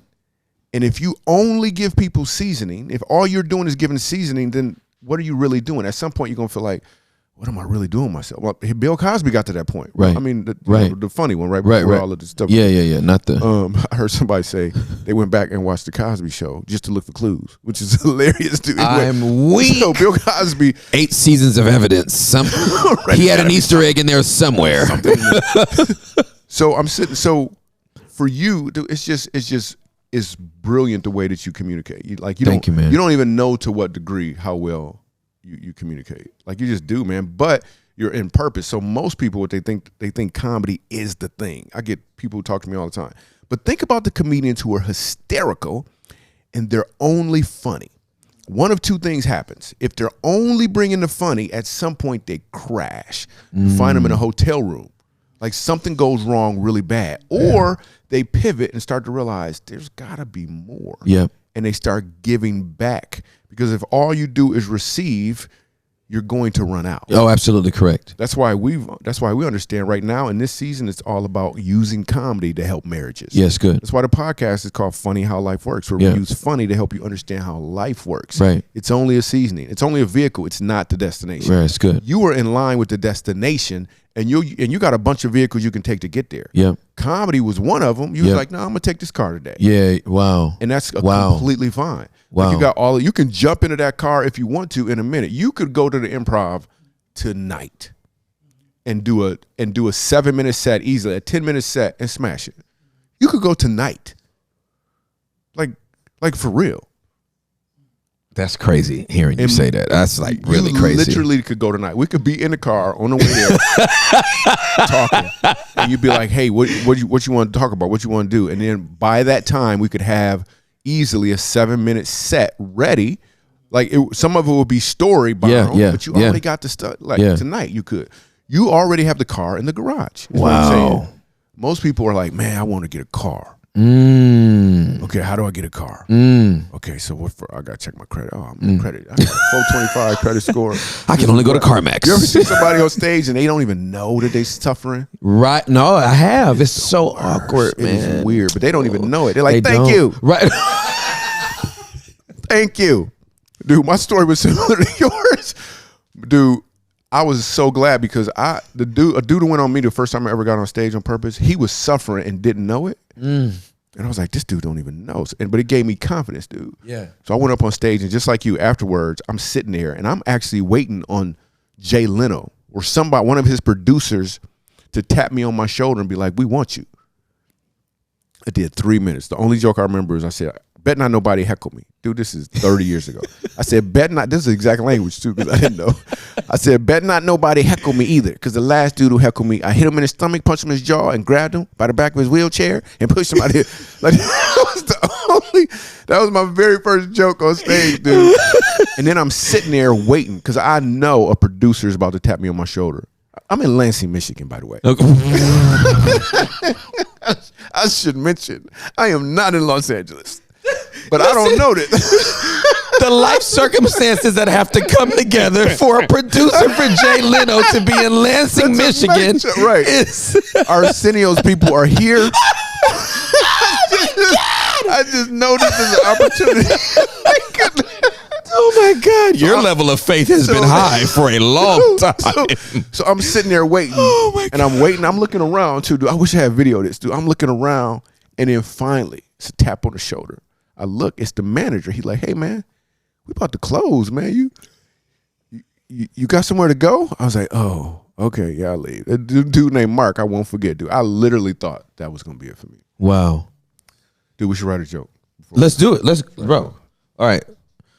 Do you have a premise? Oh, to the joke? this is the fact. Okay, first of all, if there's any comedians out there, you are getting game for free That's hilarious. from one of the best. This is not even. So let's this is just not take- even fair. Let's just take a premise, any premise that you got, any idea that you might have, Mm-hmm. or anybody just throw an idea out there, and then we'll show you what to do to get it to the place, and then it'll Yep. be great. So there was one joke that I have. These are completely All right, so so you throw something out there. I got this thing that I've been wanting to do, but it's a little okay. So one of the first things I do is I look at parallels, right? And if I see a parallel, most people think I see something funny and I just talk about it. Mm-hmm. I'll see something funny and then I'll see a parallel and be like, oh, that's the connection there. So Yep. one would be like,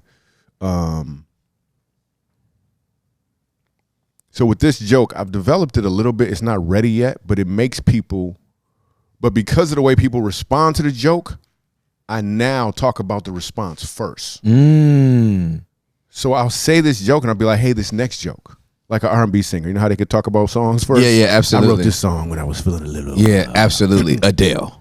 Right. Right. So I would say with this one, and this joke will not make people laugh. Some people are going to laugh. Okay. This is actually what I'll say on stage. I'll be like, listen, so this next joke. Some of y'all going to laugh. I said, this joke has two parts to it. The first one's going to make you laugh. The second punchline, some of you will laugh, some of you will be confused, some of y'all not going to know what to do, and then you're going to want me to hurry up and do another joke. So I say, here we go. Okay, remember, first you're going to laugh at the first punchline, second punchline, confused, you're not going to do. So I'd say, so I think Jesus was black. Now, hear me out. He walked on water, but he didn't get in, right? First punchline, everybody laugh. Then I say, and they was only supposed to arrest him. Sheesh. Which makes people then I'll just simply say I'm gonna do the next joke. So what it did was I announced the attention is gonna be there, and then boom. But if we take a joke from scratch, like you got anything on your phone that you ever thought about? Okay, so I can tell you let's go with one of the jokes that I was writing for 45. Yeah, let's do that. So I was writing a joke about Siri. Okay. And the fact that she's starting to get too comfortable with me. That when Siri first came out, she was like a more professional assistant. How may I assist you? And now when I say, hey Siri, her response is, And I'm like, hey girl, right, you about to get me in trouble with my wife. Like, like, you know what I mean? Right. Like you're getting a little too comfortable with me. But then as I progress on in the story, I'm in the corner with her. Like, she don't really listen to me that much no more. So I go from getting information from her, the weather, and now she's a full-blown side chick. That is dope. So what I would do with that joke is I would back up and I would only take the Siri is getting too close to me. And then everything you have, I would throw it away and then think. I would set it to the side and then I would think, okay, if Siri is getting too close to me, what would that look like? Like, is it physically close? Is it like what would that look like physically? And then maybe talk to somebody like me and allow me to come up with my own thought process about Siri getting too close. That's correct. And then we take what you have and what I have and we pick the best 5. Yep. Because everything you have is already dope. Yep. But you don't know how I might think about That's it. correct. And that's what I want, because I'm coming from an emotional affair. Exactly. You know what I mean? Right. But if it got physical, then that's Right. So physical is one, right? Where you are, where Siri is 3D, where you got speakers set up and it's 3D now. She could be a hologram, right, whatever the case is. Right. Or she got an attitude. Her name's Saray now. Like Saray. She's like, it's Saray. I'm like, oh. Wow. And then what happened? What happened if she not talking to you no more? Now you like, I can't find nothing. I don't know where I don't even know. I'm supposed to be somewhere. Hey Siri, what's the weather today? Why we only got one car? It's not Siri? started. Right. Or which is great because it could be like a relationship. Now she's sabotaging things. Yep. It's gonna be sunny in 85. Right. You out there? No. It's raining. I don't know what is just happening right now. So you can pull it all the way to wherever you want. And my wife's phone number is deleted out of my out of there. All my pictures of Juliet are gone. It says baby calling. Hello. It's Saray. Like, how you call me? That is dope. Right. She's sending text out. Yep. Or questioning text. Should you send this text right now? It could just go. But then what I'll do now, because I understand it's not just about the laughter, because people could use laughter because it's about, because you receive it. It feels great. It makes you feel good. But I started asking a different question on stage. Instead of asking the question, what can I get from my audience? What can I give? I start asking, what can I give to this audience? I'll never forget that. Which changed everything. And while people are laughing on stage, I'm actually asking that question. When you ask a different question, you get different answers. You start to see different things. So with a joke like that, I would say, okay, well, how could I use this joke to really illustrate the importance of clear communication or not being dependent on another person to find out who you are? Like I would figure out a way to use that for them as opposed to just for me, as in I'm getting laughs from people. So I'm listening between the gaps. By the way, for the listeners, whatever you do in life, there's gaps. What question are you asking in between the gaps? Is it a question of what can I get, or is it a question of what can I give? That's great, bro. And if you don't know the answer to that question, I think you know the answer to that question. Then you do know the answer to that question. Exactly. Absolutely. By default, since the fruit, we've been asking what can we get. That's right. And that'll jack up any relationship. That's right. As opposed to asking what can I get. Can we just acknowledge the Bible IQ though? Oh. Let's deal with the subtlety. Thanks, bro. And this is what I love about the assignment that God has everybody on, right? Because I was a lead pastor for 7 years, and I've been preaching for almost 30. So I love to preach word. But when you get somebody that has an anchor in their soul for the word of God, and they're able to use that through their expertise, they get to reach people that a sermon's never going to reach. Here's what's beast about you that you don't know, dude. The word is in your heart, right? So it just shows up. I actually don't think, and this isn't for everybody, I don't think laymen like you are now, you know you're lame now, right? I don't think, I'm just saying. You lame. That was dangerous. I'm gonna spit this water Timmy, on you. Lame Timmy. So I don't think, Oh my goodness. I don't think we should lead. Man, this will mess up some people, I think. I don't think we should lead with God's word. I just don't think we should lead with it because everyone has God's word. But what are you bringing first? Like if somebody is thirsty, if somebody is hungry, like I'm showing up with funny first, and then the word is showing up as opposed to me starting with, as a man thinketh in his heart. No, I can't. Like I need to, because you'll shut down really fast. Facts. Immediately. So instead, I'm like, like Jesus didn't say, "Hey, before I heal you, let me tell you what my dad said." That brother said, "Oh, you need healing? Oh, well, come here." And he just healed people, and then he sat them down. And Tim got the Bible open, so I'm hoping this stuff all computes. It surely does. Thanks, Michael. In Galatians chapter number 5, verse number 22 and 23, it says this: "But the Holy Spirit produces this kind of fruit in our lives: love, joy, peace, patience, kindness, goodness, faithfulness, gentleness, and self-control. There is no law against these things." I think most Christians give word before they give fruit. And I think when they do that, it's evidence that the fruit may not be present. Because now you distracted. You're like, hey, look at this, look at this, look at this. But wait, is there some fruit involved too? Because I don't want to, like, I'm telling you, every time I watch, not necessarily a pastor, but when somebody leads, like, you ever have a homeless person start with a scripture? I'm like, yeah, bro, I don't know. And I'm like, aren't you hungry? Right. I have a nonprofit called Funny for the Forgotten, where we go to homeless shelters, prisons, abuse. Yeah, for sure. But I don't give. Like, I ain't talking about the tithe. The tithe isn't giving. That's called not stealing. Right. But I never give. I try to never give unless I should. Like, I just don't. I won't. Like, I was at Starbucks, and the car in front of me paid for my coffee. Plus, I'm really good at receiving too. I just want to say that in case. Amen. I don't know if y'all got some basement gifts, but I will receive some stuff in a minute. There will be parting gifts. Right, Oh my but goodness. some people have a hard time just simply receiving. So I'm at Starbucks in the car in front of me, paid for my coffee. So what I did was I did a little prayer. I didn't hear nothing. Yeah. I pulled off with some free Starbucks. Amen. That's It wasn't automatically prompted to like, I'm gonna pay it forward. Now pay for the person. Exactly. No, I'm the same way, bro. Dude, exactly. this is honest to God. This happened yesterday. Mm-hmm. Yesterday, I had lunch with a friend, Ben Pirtle. I had lunch with Ben Pirtle yesterday, 12 noon. He thought it was gonna be a fight, didn't he? That was the most expensive oatmeal I've had in a long time.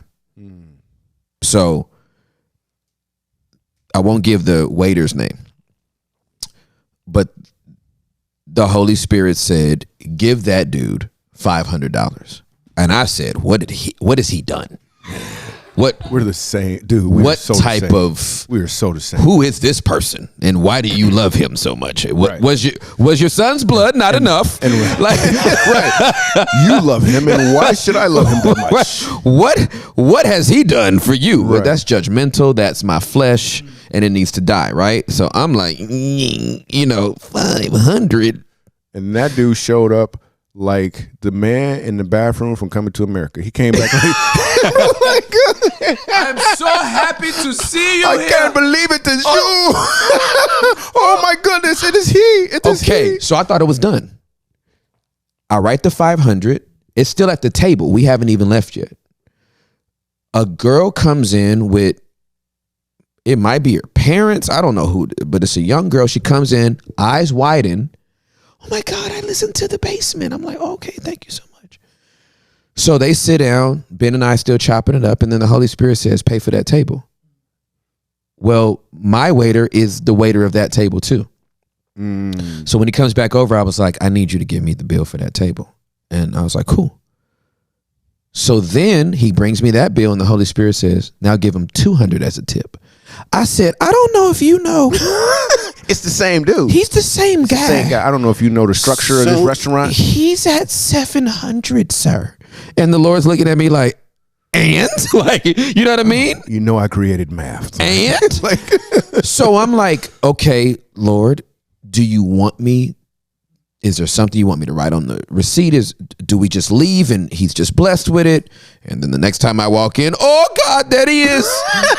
Right? Like, what is this about to be? And he goes, tell him I love him. goodness. And so I said, okay, God, I'm just tell him you love him. So he comes back and I said, hey, bro, I want to give you a little context to this and this. And I point to it and he automatically Goodness gracious. tears up. I said, bro, God loves you. I said, I don't know what you've prayed. I don't know what you need. But he loves you so much that this is the most expensive oatmeal I've ever had in this establishment. Wow. But you are worth it. And he loves you and he wanted you to know it. And he can't take it. He's undone. He's Goodness gracious. thank you. You have no idea. I'm like, bro, God loves you. And you need to know that right now. And as soon as I said that, burden lifted, Ben and I walk out the building. I'm not looking back like, I wonder if he's still happy. I wonder if he's still crying. It's the fruit. Dude. And You shall know them by their fruits, goodness gracious. not their words. Yeah, you didn't start with a scripture before you sat down. Nah, fam. Hey, Leviticus says he begot. I don't know how you. Hey, do you know if you died right now where you go? He begot 500. He begot 200. Like no, like none of that started. Genealogies. Hey, 1 Kings 3 says, what? You just starting in the most random, obscure verses in the Bible. No, but we give more words than we give fruit. Goodness gracious. Dude, I love that so much. And here's what I always tip at least around 20%. Yep. Unless I'm getting bad, unless they have a bad attitude. Yep. because then I'll tip more. Because that bad attitude is confirmation that they need help. I don't even need to, like, God don't need to say nothing. They've confirmed that something's going on in their life that's not right. Somebody's gonna spit in your food now. You know that, right? So like right in front of, like somebody's gonna bring you French fries and be like, Yeah, right. There you go. "Can I get $1,000?" I mean, think about it. Think about it. She got a bad attitude. She like, whatever. And then let's say I give her a short tip. Is this gonna help? No, it's not. No, it's not. Is this gonna help the next table get good service? You're gonna heap hot coals in her head. That's what you're doing. Exactly. That's exactly right. Like, you'll make that scalp burn. It's like confirmation that something's going on, and I'm blessed with this opportunity to see, even though I don't know the details, Right. that I can help. Yeah, bro. That is gold, dude. Man, Yeah, we're bro. on the same page, dude. Bro. We can't. We've been out to eat before together, but if God spoke to us that the same, somebody leaving with your car. Somebody might get a down payment on the house. I don't know what the Lord would ask me to do, but all I know is I want to be the blesser. I'll be like, he paying. Yes. And I've had seasons of my life where God, I need a blessing, here's the thing, though. but I want to be the blesser. So one of the things that I've learned, and at some of my events I talk about this, is so when I'm in Starbucks, I'm really good at receiving too. Yeah, like I'm me really too. Good at receiving. I'm better at it now at this season. Dude, I'm at the Starbucks 2 weeks later at the first one, and the dude is like, they pay for somebody in front of me paid for my Starbucks. I was like, that is awesome. Dude in the drive-thru is like, you're the 23rd car in a row. I was like, for real? So I prayed. I didn't hear nothing. I pulled off with some free Starbucks. He broke the streak. Right. So most people listening right now, you would think I'm being insensitive, but I like to beg to differ. Most people, not. Yeah, for sure. Tim Jones. Yeah, Tim Jones. Tim yeah, Jones he's like, mad. man, you a fool, man. Yeah, absolutely. Is it possible that the only person who really gave was the person in the front? Is it also possible that everybody else had a hard time receiving? Oh my Dude, gosh, listen, bro. To give and not receive is a position of arrogance. Like you have to understand receiving in order to truly give. So, like on the real, like you have to understand receiving. So I'm chewing on this theory, right? Because I'm thinking about it from a comedic perspective, and I'm seeing how do I give it to people. And I do this event in Orlando, Florida, and I keynote at this corporation. And there's a guy who is a heart surgeon who goes on before me. I don't know who picked this structure, but this dude is a heart surgeon, and he goes on and he talks about how he did a heart surgery on an infant moments after it was born. And the reason he was successful is because he built a 3D model beforehand in practice, because the baby was born with only 2 heart valves. So he saved the baby's life. He's on stage talking about it. Everybody's amazed. He comes backstage, and I'm like, dude, that was amazing. You saved the baby, only 2 heart valves. Let me ask you a question. How many heart valves are you supposed to have? And he was like, 4. I didn't know. Yeah. And then I said, what do they do? He said, 2 of them are to receive the blood, and the other 2 are to pump the blood out. And if the heart isn't giving and receiving Shut properly, your face, Michael the Jr. heart isn't functioning properly. Man, stop playing. Dude, so you have to understand giving and receiving, because a lot of people get caught up, ooh, I'm a giver. I'm just a giver. I'm a giver. No, you don't know how to receive. And you can't really give unless you're receiving. Other than that, it's just you. And God can't even use that. How many people have received and kept a tally? Right, because They could give. So they could get rid of I it. owe you one. Last time you paid for lunch. I never use pay it forward. Pay it forward comes with a burden. It does. You did this for me, so now I got to do this. So at my events, we jack people up with this. We do a thing called communerosity. It stands for community generosity. And this is what I say to people. I say, what you do is you walk up to our merchandise table. You know, I wrote books. I got all of this cool stuff. Yeah. Oh, yes, you do this. So they walk Yeah. up to the table, and I say, so what you do is you walk up, you ask what you want. If for any reason you can't afford something, you can buy whatever you want. If you can't afford it, you just ask for it, and we'll give it to you. But this is not pay it forward. It comes with a burden. I said, if you have the means, though, we ask you to buy what you want, buy some more, and leave it there for someone else. Because, like, for real, maybe the reason you don't have much is because you have a hard time receiving. Right? So then we tell the people who are in the audience who got a lot of money. There's always some people. At my events. For sure. And we say to them, you are in the audience, you got a lot of money, but maybe you have a hard time receiving as well. So we ask you to walk up to the table and leave your money in your pocket and ask for an item and let us give it to you. Because if you can't receive from me and the people around you, how can you receive from a God you can't see? Because he's going to use people like me and the people around you. This process jacks people up because I tell them all I want you to do now is be obedient. Whatever God says do, that's what I want you to do, because how you do anything is how you do everything. So if you realize that you are supposed to give and you have a hard time giving, you're having a hard time giving across the board, and your spouse probably needs a compliment. Dang. But you're not giving. If you're having a hard time receiving at the table, you're probably having a hard time receiving at the table. And God has so much more for you, but you can't receive it. Hey, I'm going to mention one more free source that I have. Actually, it's the same one. I just think it's important from a stewardship perspective because Tim's not paying me. Such I'm just serious. just serious. For the, I feel like marriages, and we're really big on marriages. I know I'm throwing a lot of stuff at you, but just go to michaeljr.com/4things, and there is 4 things you can do to improve your marriage right now, and it's free. It's a video. It's me and my wife. It's a whole PDF thing we put together. It's pretty dope, man. 4 things. Boom. You still got a Bible, dude. Dude, I don't play, man. This thing right here. But it's not portable, though, right? That's a big Bible. What kind of car you got? It's Like, 4.5 pounds, and it has study notes, and I like study notes. And You ever do the thing where you just open it up and read? I don't do that no more. You used to, though, huh? I used to, and then it got too scary. It's like, I kept dropping in Revelations. I kept dropping in something, and it, I'm like, put your finger in there and open it up, and then you're like, and boils broke out on their skin, and I was like, you know what? That is I use Nivea lotion with almond oil.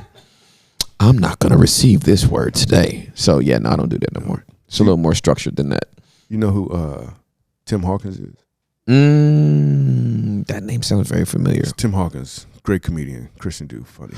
Yes. Yeah. And Tim decided to do a show together. Mm-hmm. And I have a manager named Craig, black dude named Craig, right? Me and Tim have never done a tour together before. So I'm flying into St. Louis. This will be the story. This is an interesting story. Tim's a white guy. Tim got a whole crew on his bus, whatever. I've never been with Tim before. Yep. I land in St. Louis. My manager Craig is supposed to fly in too, but he can't make it though. So he ends up not going. It's just me. I see Tim's bus. I get on the bus with Tim. Some of his people are using the bathroom. And then there's a dude with some baggage, with a bag that doesn't have wheels on it. It's one of them old school bags with a rope tied around it. So as we get ready to get on the bus, it's a white dude in front of me, another white dude, and then this dude with this wrapped up luggage, like he looked like, I don't know, but I'm like, okay, whatever. So the 2 white people get on, then this dude gets on, and then I come and sit down. I see Tim, we talking, we kicking it. Somebody else get on the bus. We getting ready to leave, and I said, hey man, I'm just curious, who are all the players on the bus? He said, well, we got the cook, we got what you call, start naming people. He said, then we got you, and then your manager, Craig. I said, hey man, Craig didn't make this trip, man. What? Tim's manager says, I can't tell when you joking, man. I said, wait, who is Craig? Who do you think Craig is? He just walked by with the luggage. I said, the luggage that was tied up with no wheels? Like the old, so you think that's my manager? This is killing me. Dude, so this dude gets on the bus and we are driving down. We're pulling off, headed to the event. No, sir. And I'm like, dude, that's not Craig. And they like, huh? I said, dude, we need to pull this bus over. That ain't Craig. So dude, we go and they pull the bus over because they could tell I'm serious now. And this dude is in his bunk zipped up. He in the bunk zipped up, sleep with his shoes on. I was like, hey man, I don't know what this going. And so Tim is like, they like, hey, who are you? And you hear him through the curtain. I'm a fighter. Apparently he's like the undercard to the undercard to the undercard to some MMA fight. What? I step off the bus. I'm like, I don't know what's going to happen right now, but I'm not going to be a part of this. I ain't going to like, it's a fight. It's a fight. It's a brother and a white. Right. We ain't doing that. Yep. This dude gets off the bus he's standing there and he looking around, and they said this ain't your bus, man. We back at the airport now. They said this ain't your bus, and this dude was like, what you mean it ain't my bus? And he looking at all of them. Then he looked at me like, tell him it's my bus. I was like, man, listen. Hey, dude, I can't co-sign right now. The driver says, I think your bus is smaller than this one. Bro, don't do that. I can't even. Are you kidding me right now? Real. This brother started getting red, and I just get back on the bus and sit on the back. I'm like, I don't want to have nothing to do with just what just happened. And somehow they resolved the thing. I don't know if they gave him some money. I don't know what happened, but I just want to say, all black people don't just travel with black people. Like that was a scary moment. Dude, that is surreal. We about to go on tour with some random dude. Okay, but the confidence that he has. Oh, he was very confident. And the lack of self-awareness to not even you don't say nothing to the bus driver, to anybody. You just got in and zipped. And luckily I saw him. What if I wouldn't have saw him? They assumed that's my manager. Dude, remember those old luggages? Yeah, I remember. With the handle and it's rectangular. Yeah, or whatever. for sure. It's just a big box. It's just it looked like somebody made it out of a couch or something. Yeah. Yes, you're right. That dude got a rope and he walking with it and that was my manager. I was so disappointed. Afterwards, I was like, dude, we never went on tour again. I ain't saying they're not good people. I'm just saying that was the end of our. Well, the stereotype is pretty rife. I wouldn't want to be in that situation before. I got some bus stories too. Who's you on the bus with? Well, everybody I was on the bus with was cool. It was with Josh McDowell and a crew. I was with Josh for 2 years during his Boat Trip tour. It's just everywhere that bus went wasn't cool. Oh, yeah. These are the most racist Christians I've ever met in my entire life. So how did this? Every stop, fam. I mean, every stop. Should that be in the same sentence? It is in this country. Racist Christian. You gotta pick a team. In fact, you already picked a team. You did. You're just racist. Yeah, exactly right. Exactly right. And you just like Jesus. You like Jesus. You don't like all his ways. Yeah, you don't like all his ways because he's Jewish. So I don't know what. Yeah, it's weird. It's just completely weird. No, Josh is dope. That team I was with was dope. But we went into the heartland of America: Jackson, Mississippi; Tupelo, Mississippi; Hattiesburg. We were in Fargo, North Dakota. Oh my goodness. We were in South Dakota. We were in Billings, Montana. I've never been exposed to so much overt racism in all my days, and it didn't come from like a skinhead and a white person in the secular world. It came from a person that was like, Jesus is Lord, except over you. Like that is the weird. It's weird. I actually think that there's a checkpoint. I have somebody close to me who actually thinks, and I had to help this person in a way, not. Because some people want justice. Yeah. Some people want just us. Which isn't two different things. Completely two different things. Because I asked this person, I said, so if because when I did custody of my kids, my cousin, for example, was like, dude, you gonna get a black attorney? That's what he said to me. I'm trying to my goal here. I want my kids to have custody of my kids. You ask me, I'm gonna get a black attorney. I don't know what color he is. I'm getting the one who will take the $628 I got. I was broke. I'm taking the best one I could get for this. I don't know what color. I haven't met this attorney yet. Yeah. It happened to be an Hispanic woman that I ended up getting, and she helped me get Amen. Kids. It was dope. But yeah, give me my kids. I really believe that God uses that as like a checkpoint for people. Yeah, for sure. That same cousin was supposed to open up this business. He had the bank loan, everything. All he needed was a building. All he needed was the building. And I know the key, the physical key to the building was probably in the back pocket of a white guy. Mm-hmm. But because he couldn't even see that as an option, he couldn't be trusted with the next thing. So, okay, we could go on this. We could spin off this for another half an hour easy. But let me just bring this up. And I can bring this up and bring it back down. But I have never understood. Like, I am all for the celebration of culture. Absolutely. And ethnicity. I'm all for it. but not at the expense of unity, especially as a believer. Absolutely. And not above quality. Oh, no, not at all. I'm Unless sorry. God says do otherwise. Like if you know something is this quality and God says go here, then you got to go there. Oh, no, absolutely. Right. I'm talking about as a business owner. Absolutely. I'm talking about somebody that owns a business. 100%. Right? If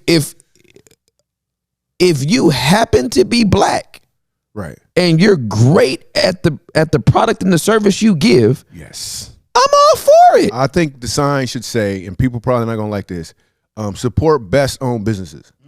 Best. And just be the best. Just be the Because best. if I have to rock with you because you're black and you're late, yes. If you trusted that I'm gonna be there because you black, there will be lack. Period. bars and a half. It just will be because you're like, yo, I'm black though. And you're late. Yes. I'm black. You're black and you can't even put a proper invoice together. You're black and this burger not done. That burger's not done. I wanted it blacker in the middle. Yeah, yo, Right. we went to. I won't name the place. I won't even name the state. We were in the state, and they had incredible.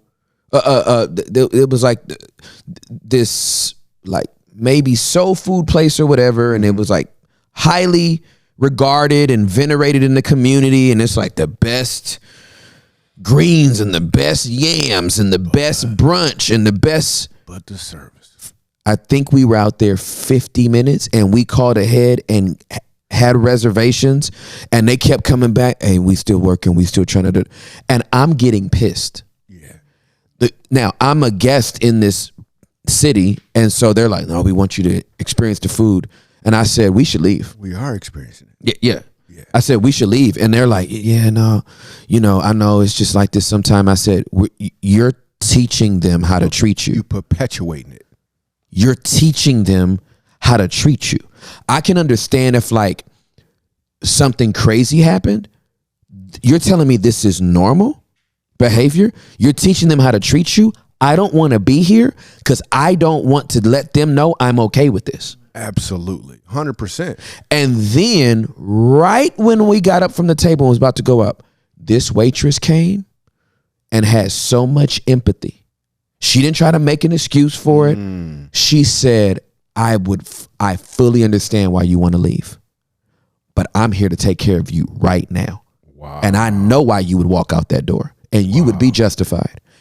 But baby, you going to have your food in 14 minutes and you still going to make your flight.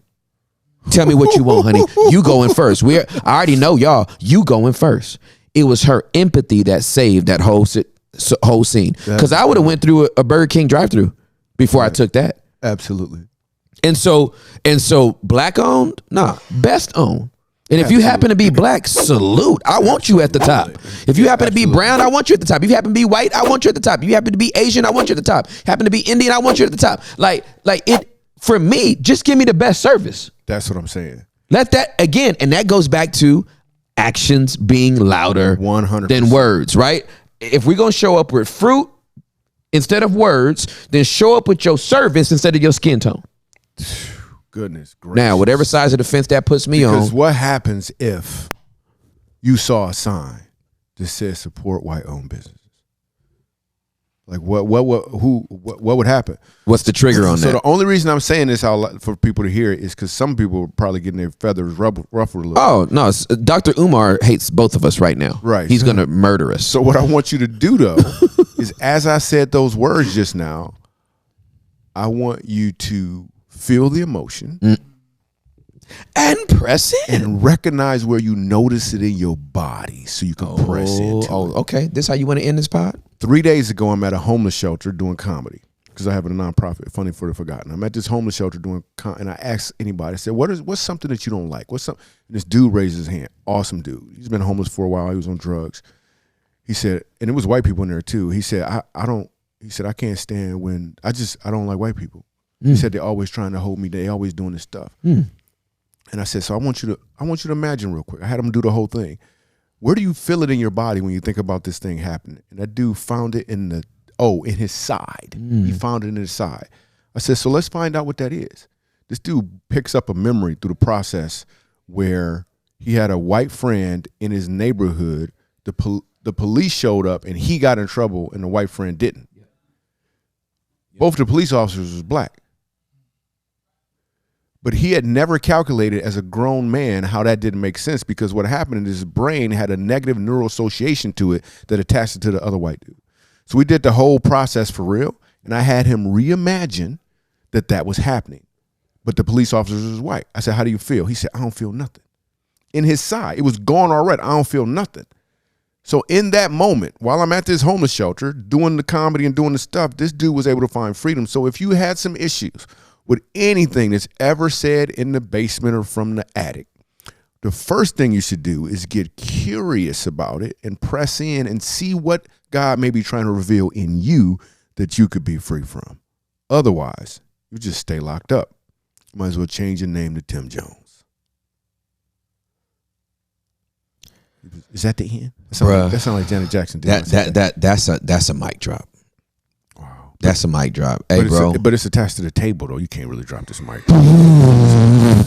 This arm is pretty resilient, so you're right. It's a mic push. It's a mic push out. Yeah, it's a mic push out. We've been pressing in, and now we're gonna press the mics out. Let me say before I dip, though, dude, I love you. I love you too. Listen, man. Thank you can't just receive this, okay, bro? Yes, sir. Okay. I'm just okay. Sorry. I know you're good at receiving. Sorry, but dude, I love you. Your obedience to when that stuff don't make sense, like the math doesn't. I said it's with an F. The math doesn't make sense on numerous occasions for you. Yeah. More than what people know. The math didn't make sense, but you not only teach, but you know God's ways are different. Yes, sir. His calculator is completely different than everyone else's, and you're able to tap into that calculator and do the thing when man's math doesn't make sense. You do it, and then everybody is in awe of what you get done. Like, for real, dude, I am proud of you. Like, thank you, man. I'm proud of you, dude. Thank you. On the real. Thank you. I love you, man. Yeah. And I'm so grateful you came, bro. First time, but it can't be your last, dude. Like, this is. Yeah. You didn't pay me this time, so we'll see. But God! We'll see. This is Sam's Club. The first sample is free. But other than that, I got the. Yeah. This can't just be Rogan Arms. I'm going to need Rogan's budget, too. I mean, no, dude, I would do anything for you and with you, like on the real, dude. I love what you guys are doing. And Juliet is dope. She's so. The first time we ever went out as a couple, man. Remember when you said, "Hey," I said, "Hey, are y'all ready to bounce yet? How you feeling?" And I don't know if you remember this. He was like, "No, Juliet's cool," because her and Ebony was over there kicking it. You said, "When she's ready to go," and it was like another. I thought she was gonna be ready to dip. It was another 30 minutes. She said, when she's ready to go, she'll stand right here next to me. She'll just show up and and it wasn't in a way. I know it sounds like I'm talking about a puppy or something, but no.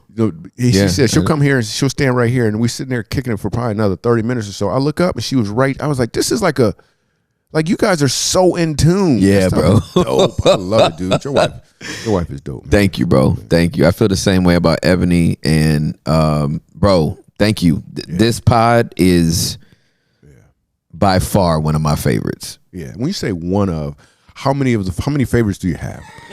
I'm just kidding. Real talk. Probably 4 that really cool. That really I feel like, and I obviously I enjoy them all, but there's some where I'm like, I received so much personally. So if you ever had somebody say, man, you are somebody else said this to me, you're one of my top 3 favorite comedians, I know I'm number 3.